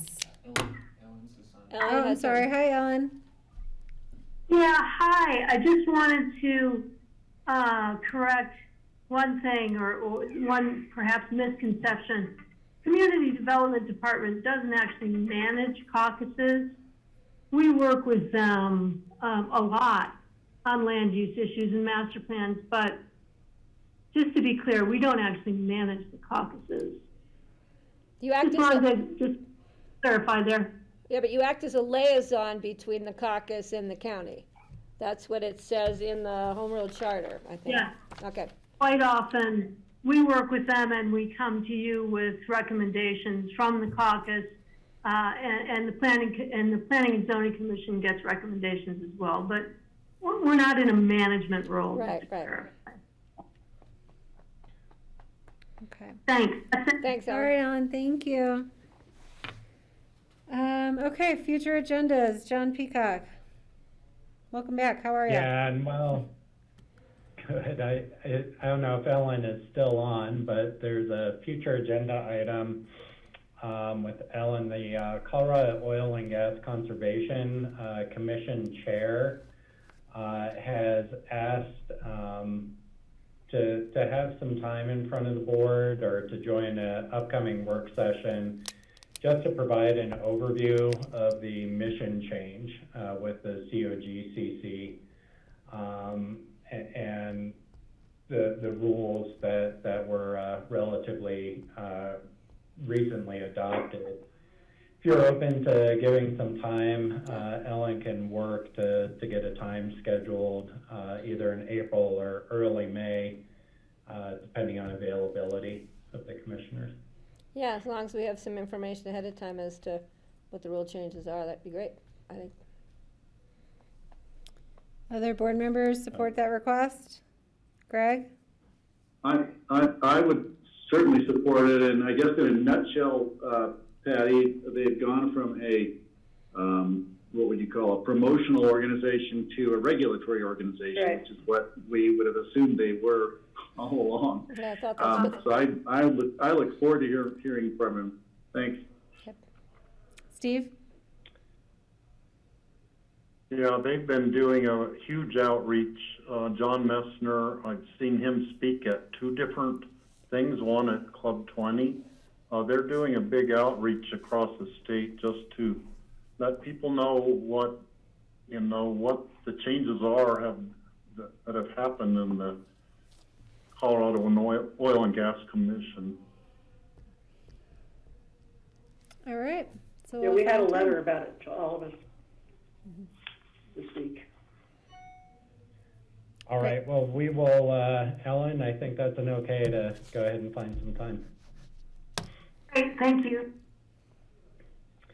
And then just wanted to let the board know, this had come up last time. We are looking at the Night Skies Proclamation for April 14th. We're working with Cindy and the students on that. So be looking forward to that. And then next week is a 5th week, so there are no scheduled meetings. The attorney's office has asked for an executive session if the board is available to talk about a property acquisition, and wanted to see if there's a time, Tuesday or Wednesday, that board members might be available, even though it's a 5th week. Patty? Yeah, I have an ACRA meeting on Tuesday, so it'd be great. We could just, the ACRA meeting gets over between 10:30 and 11. If it's like an hour that they need, probably. Yeah. If we could limit it, I think that'd be great, because that's the one day that I'm going to be booked here, so, for ACRA. So if that works for the rest of the board. So, Patty, are you wanting to do it before or after? Well, I don't think anybody wants to be here at 7:30 in the morning, because ACRA starts at 8:30, so. Could I actually request later in the day, maybe like 4 to 5? Because I'm traveling back from Denver that day. Oh, yeah, I can do it later. On Wednesday? Because there's an ACRA meeting that Wednesday night, isn't there? Tuesday. And there is not an APSHA meeting because it's the 5th Wednesday. Oh, there's not, okay. Yeah. Yeah, I can do it later. Just if to I remember. confirm, Tuesday at 5 is that what we're looking at? Is that okay with everybody else? Tuesday at 5? 4 to 5? Steve? We are going to be on the road on a car camping kind of a trip. I don't even know where we're going to be Tuesday night at this point. I think down near by Hovenweep, somewhere probably that night, where I might or might not be able to join you, depending on the internet and phone connection, that sort of a thing there. But I would try to join, make an effort, but I can't guarantee it right now. Greg? Ditto for Greg. I think I'm going to be here, but there's been talk of that is spring break, and there's been talk of trying to go somewhere. We just can't figure out where, and if we'll be connected when we get there. You're talking about the 30th? Yeah, I'll make an effort though. I mean, is earlier in the week better? I don't, I'm pretty flexible. I'd say let's just keep it then. If you've got at least 3 of you there, and I think chances are I'll be able to attend. If Steve doesn't mind, I'd say let's stay with that if Tuesday works. Okay. Somebody will put that on our calendars? Yeah. So let me make sure I've got the right, are we still at Tuesday 4 to 5 or did it change in there? Tuesday 4 to 5, that's Tuesday the 30th. All right. Yeah, we'll get that on the calendar. If it works out. Something out. I believe that is everything except for, it sounds like we need to set up a work session on the Brush Creek Caucus. And jail The next long-term planning. So I have one thing. Patty has something, and then Francie and Steve. The work session on the 20th, we have the joint meeting with the Forest Service, and I know City of Aspen's going to join us, some members and some members of Snowmass Village. For some reason, we're talking wildfire mitigation, and the message never got to Valerie McDonald as to what we're going to actually be discussing, and I think Valerie needs to be on the meeting with us. She's been working a lot with Kevin? Yeah. So if John, if you can touch base with her, I'll have her touch base with you so we have some idea what their discussion is going to be. And I thought we were going to have them just do a quickie thing on, besides Maroon Creek Road to the Bells, but for campgrounds, just giving us an update on when campgrounds are going to be open, or if they have any thoughts as to trails or anything on the Forest Service lands. If there's time, I don't know, but I think it might be appropriate for us to have what's going to be open when, or if they know. So that's it. And then that day is a very long day. Maybe we could start it later at 1 because we'll be going until at least 6 o'clock. Because right now there's nothing on the agenda for that morning as far as exec session. So just a thought.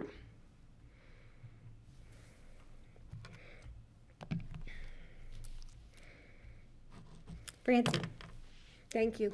I know, Kelly, you had told me recently that STRs was somewhere on the agenda in the future, but I can't find it on any of the agendas. And I'm wondering am I missing it? Or, I haven't seen it. I don't know if I said that. I said it's on my list that I share frequently for future agenda planning. Oh, I thought you had said it was a certain time. And Yeah, I think we're still getting all of those scheduled, so that's being coordinated with the attorney's office. Okay. And then at the P&Z, when they voted 4-2 about the hemp growing, does that mean it's over? Is it coming back to us, or what's the status on that? It comes back to you. And I thought it was coming back today. It's tomorrow at a regular meeting. Tomorrow. Tomorrow it's coming back? Yeah, so today's work session, so tomorrow's a regular meeting where you actually have your legislative action. So it should be second reading tomorrow. It's item number 7. And what actually was the P&Z vote? They voted not to make regulations 4-2, something like that? Is that how it went? My understanding is the vote was 4-2. And so there should be in the packet. Tomorrow's packet? Yeah.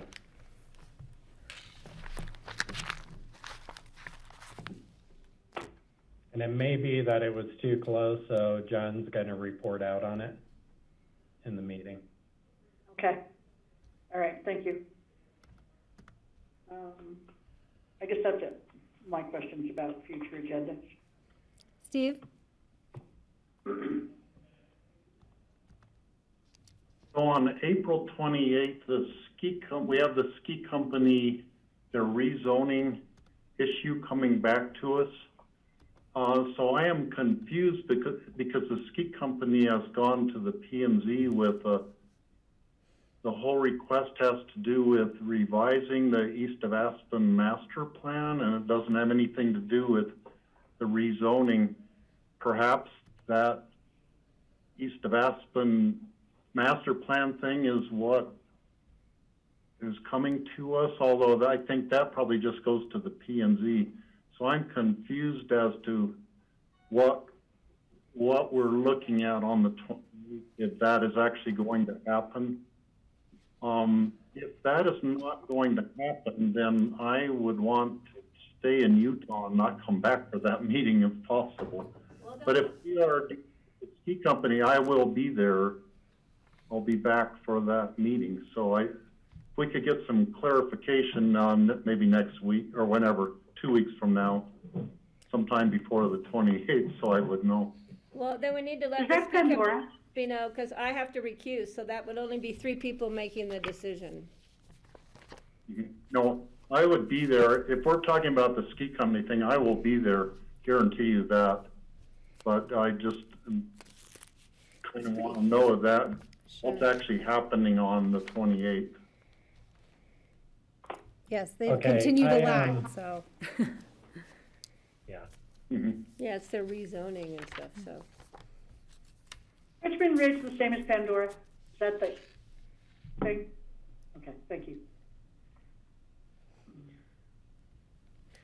So I did just get a text from Cindy that the BOCC needs to act on the rezoning.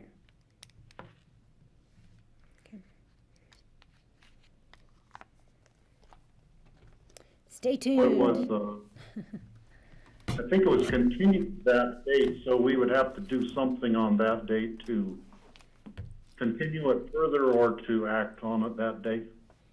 Yeah.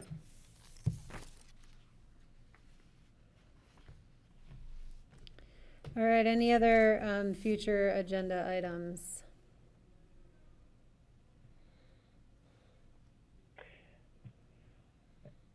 No? Okay. Open discussion. John Peacock. Yeah, so hello. Yeah, thanks, Kelly. And we have GR here. Hi, I think there's a lot of conversation about some of the cottonwood trees that we are looking to remove for site distance purposes. So I asked GR to put an explanation together for the board of what has been proposed and what the communications have been. So GR, can I turn it over to you from there? Sure, not a problem. Hello, board. I'm GR Fielding, the county engineer, and as John said, we were looking at doing some tree removal around the Gateway Bridge, and figuring that not all of you know exactly where the Gateway Bridge is, I put together a couple slides just to discuss that. Are you folks seeing the slideshow okay right now? Yep. Yep. Okay. So on the approach to the Gateway Bridge, there is a cluster of cottonwoods.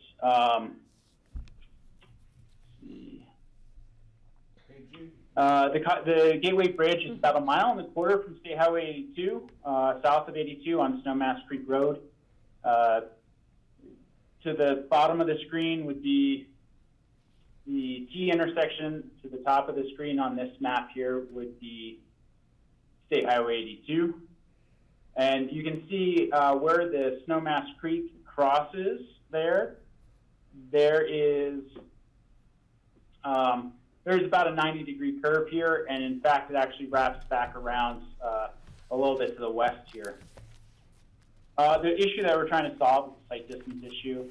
It's a thing that we look at when we have a lot of crashes in an area, and we've had a fair amount of crashes here. We've replaced this guardrail, I think, about 4 times in the last decade.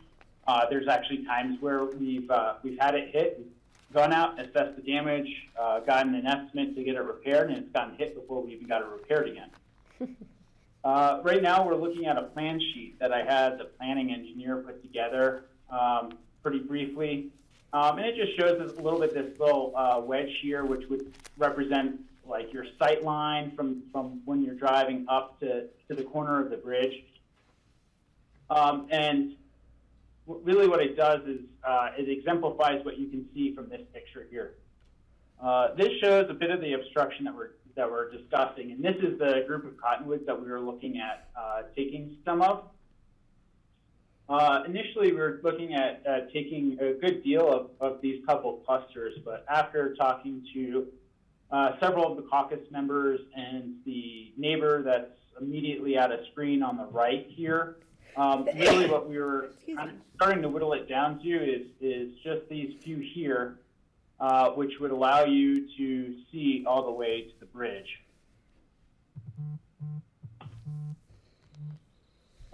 This took a couple pictures. We do have damage on the guardrail currently that we're looking to fix this summer. That's this on the upper left. This is the guardrail that gets hit a lot. And on this bottom picture, basically what happens is people are coming from State Highway 82 into Old Snowmass, and they totally miss this curve.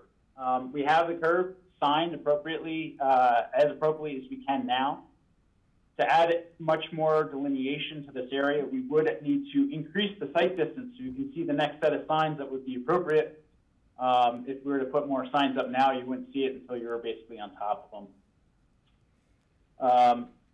Actually, I'm going to go back. This cluster of trees here, you can see we have this one flagged, and we had flagged all the way through here. You can see this one that's leaning in the background here. So that's what we were looking at taking. Really, if we could take, these that are closest to the road, it would probably be a pretty significant step in the right direction. Our guidance on this comes from the Road Maintenance and Management Plan. And, we don't take a lot of big trees very often.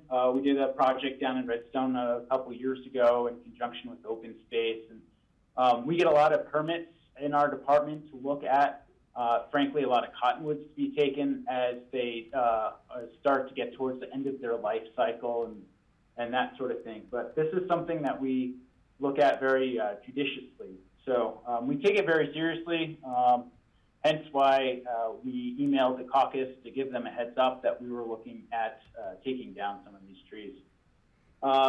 After having a few of these conversations, I also went out and took a pretty close look at the health of a number of the trees. And I just wanted to give the board a little bit of documentation of that. You can see on this one, there's a lot of bark that's missing in here. And then looking up into the branches, you can see that a lot of these branches don't have live stems on them at this time. So that's another thing that we look at. I know Road and Bridge has cleaned up a lot of debris off of these over the last several years whenever we have a wind or a spring snowstorm or something of that nature. That being said, it is something that, this pendulum swings. We're probably behind in tree removal and taking things that are immediately adjacent to the road because we are very sensitive to it. And we think we do a pretty good job at trying to balance this with the aesthetic that a lot of the communities that are locals here like to see.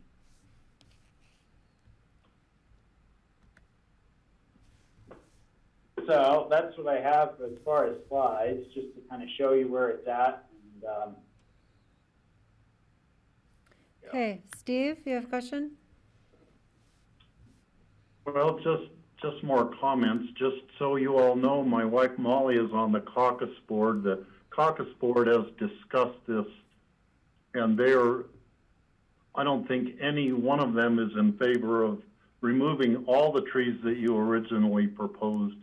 I think there's a little more stomach for removing those closest to the bridge.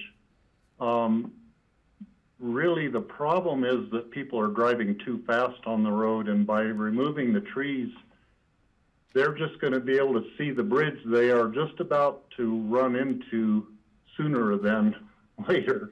There are still going to be vehicles running into that bridge because they just totally ignore any speed limit. And we've driven the road for 60 years. I've driven it since I got my driver's license for 55 years.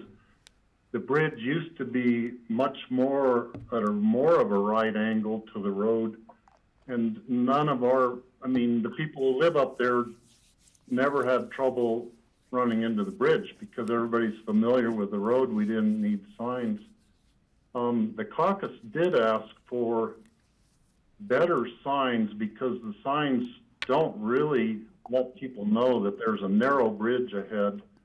And they suggested putting a sign a little bit further down Snowmass Creek Road saying narrow bridge ahead or something like that, then there's a little, it's a little squiggly sign showing that there is like a bend in the road where it really needs to be just like a right angle kind of an arrow showing there's almost a right angle turn coming up ahead. So I think the signage could be improved, and the caucus actually asks that that be done first before cutting any trees. And none of those really, and it all has to do with warning people that there's a narrow bridge with a sharp turn coming ahead,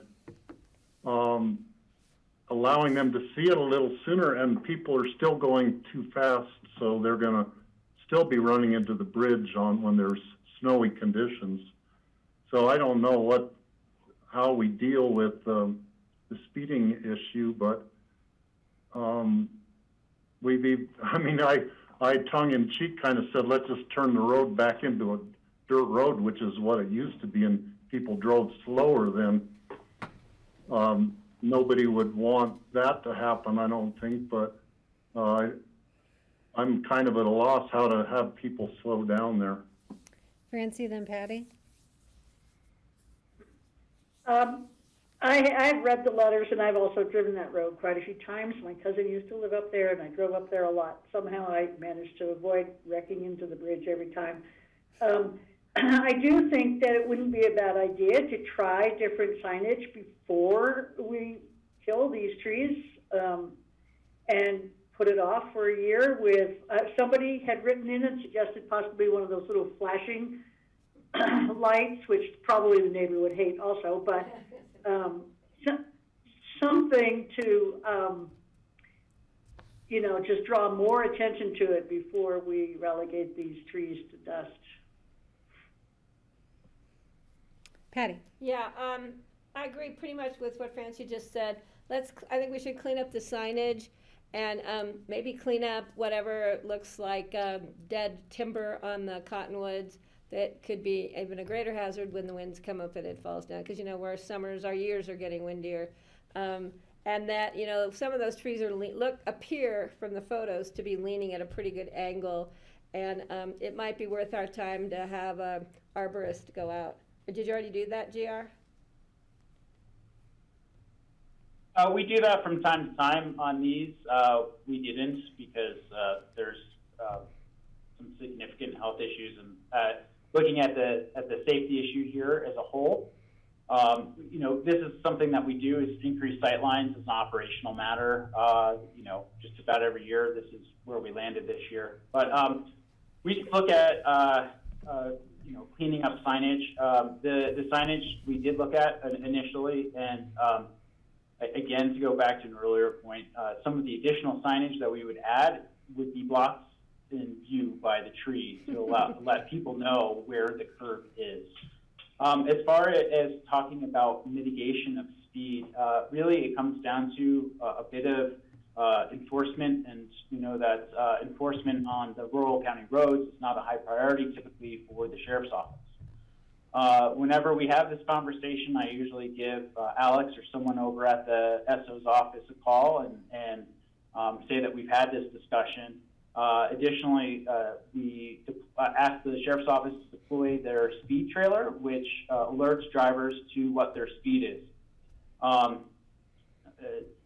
Many places in the county where we have similar issues, it tends to be scrub oak or things of that nature that we can take care of with the mower.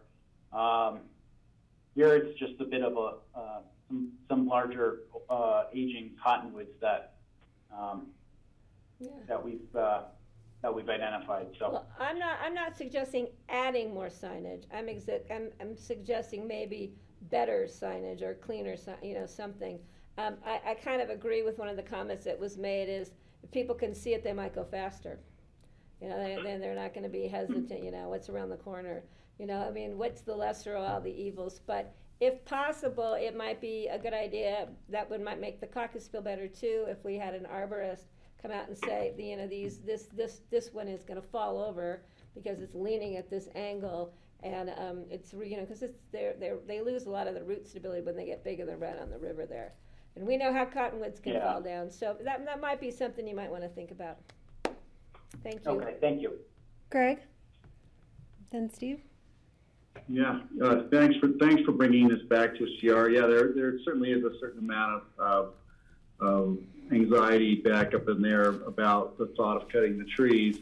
I went out and took some pictures and got similar angles to you. And one of the questions I had was, cutting the few trees you've marked, it's great you've reduced the number, but is it going to make any difference? Is it really going to make a significant difference? That's the first question. The second one is, some of those trees look like they could actually be damaging or eventually damage the road, and then their proximity to the road and the way they're leaning. And if you say you've got some dead wood in there, it becomes kind of a widowmaker hazard where you want to, I think it might be prudent to take some of that out. And I'm hoping some of the neighbors there would agree that perhaps some of these trees really do need to be removed just so we don't end up doing more damage than good. And regarding the signs, what you're saying is the sight distance for a better, newer sign that would alert them sooner would require other trees being cut in order to be able to see the signs, to have a sight distance on the signs? Well, what I'm saying about the signs is that there's basically the two curb sign that Steve had mentioned earlier, which is appropriate since you have the right turn to go across the bridge and then the road turns back to the left. And then existing right now, there's what we call chevrons, and they're the kind of the, I guess, a 90-degree angle, kind of with almost like an arrow sign. Additional signage that would likely be appropriate here would be another chevron, basically in the middle of where that Merrill Park Road takes off. But then to put it adjacent to that, right behind the guardrail, would, from the distance that you'd be looking for that at, would be behind the trees. Other things that we've considered is other delineators or something of that nature. But again, that would basically just disappear behind some of the trees. And then the last tool that we were considering up here was adding some edge striping, and that was going to be in addition to increasing the sight distance. That will still be something that we'll look to do. That isn't, it's a difficult thing for us because operationally, like, we have to make sure that it gets put back in the right places and everything else every year, and it only is effective for a couple months of the year, whereas we see a lot of these sorts of crashes in the wintertime. Last thing, just regarding the health of the pavement, you've got that big tree that's on probably, what, a 60-degree angle leaning away from the road over the river. Is there any problem with root damage to the road is the first? And then the second one is one of those wreck signs or photos you showed was actually the opposite side of the river. So that's a separate problem, right? It's, the trees we're thinking of cutting aren't affecting that collision area. Is that correct? Am I right about that? It looks like it's been hammered from both sides. The guardrail that's damaged is on this the down valley, the downstream side of the bridge, and it's on the opposite side of the road because people are missing the curve. Got it. Okay. Yeah. And as far as condition of the hillside and the leaning trees and that, generally when you have such a tight pack of cottonwoods and that, selective, harvesting of those trees can be beneficial to the group of the trees, especially when you're getting towards the end of the life cycle. But that being said, we haven't had any real movement of the road there because of the leaning trees. There are some that are leaning over the river right now that are of concern. There are some that are leaning into each other in this area that are, like you said, like at a 60-degree angle, and then, start to come back up. But yeah, there's definitely both safety and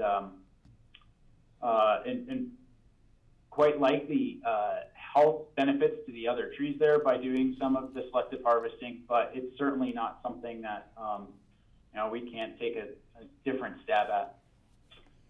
Steve? One question that I'm curious about, there was talk about the tree roots actually protecting the road from the creek there. just from the creek cutting the bank, and I don't know how much, I mean, probably different kinds of shrubs or things probably are better at that than others. Biodiversity, Steve, is one of the biggest tools that we use for retainage here. It's been something that we talk about internally, actually, at pretty great length between Brian Scott and I, and it's really interesting because you obviously have different depths of all the roots, and cottonwoods aren't not my favorite species for that, but we do have some different, serviceberry and that going through here as well. But when we typically do this sort of harvesting, we like to leave the stumps in place, because what we don't want to do is try to yank that whole root ball out, and one, jeopardize the slope, and two, that does act as almost as like a natural soil nail. You can think of it like that. Okay, so let's see, what solutions have we agreed to here, GR? Trying a new sign, is that accurate?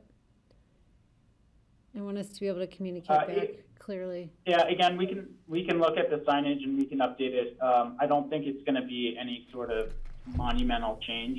We can see if there's any guidance as far as additional signage in the area. I do hesitate to do the blinking type of sign, especially in rural areas like this, because it tends to, while it might feel like a benefit in some areas, it might be more of a nuisance to some of the neighbors. One of the things, though, I do want to just actually back up on one of the concepts that the board discussed here a second ago, and it was discussing the people that drive the road every day. And part of my job as the county engineer is a really hard balance between appeasing the people in the caucus and the people that drive the road every single day, and that can probably drive it blindfolded at this point, right, Steve? And those people that are accessing the backcountry up on Capitol Creek, was it Hay Park? Or going up Snowmass Creek and going out East Snowmass or Snowmass Creek Trail out that direction. And also with the more popularity of people getting out in the backcountry, Airbnb, VRBOs, and things of that nature, a lot of the large ranches that have events up here. These are the things that I have to balance in trying to keep the character that's there and that people have been up there for a very long time are used to, and what would be the best for everyone in the traveling public, whether it be someone going up to their Airbnb, the road cyclist that is not going to necessarily hug a curve through here because they can't see all the way around it, and that sort of thing. So that's really where that balance point comes from the staff perspective. Sure, thanks, JR. Greg. Yeah, I've got to say, as much as I sympathize with the people who don't want to see these trees cut, I have to say, maybe it's my background as an engineer in civil engineering, but I'm with CR on this one. I think there's a safety issue, and I don't think the loss is so great. I think he's cut the loss down so dramatically that I think that people would probably not notice it after he did it. Whether it's months or within a year, people would not be paying attention to that. That would be so I'd say I'm going to trust the experts on this. But I also think it probably needs better and more signage somehow, because people are simply driving too fast through there. And when the trees are gone, we're still going to get people driving too fast through there. So that's my response. And I'm just wondering, is it worth trying to make another outreach?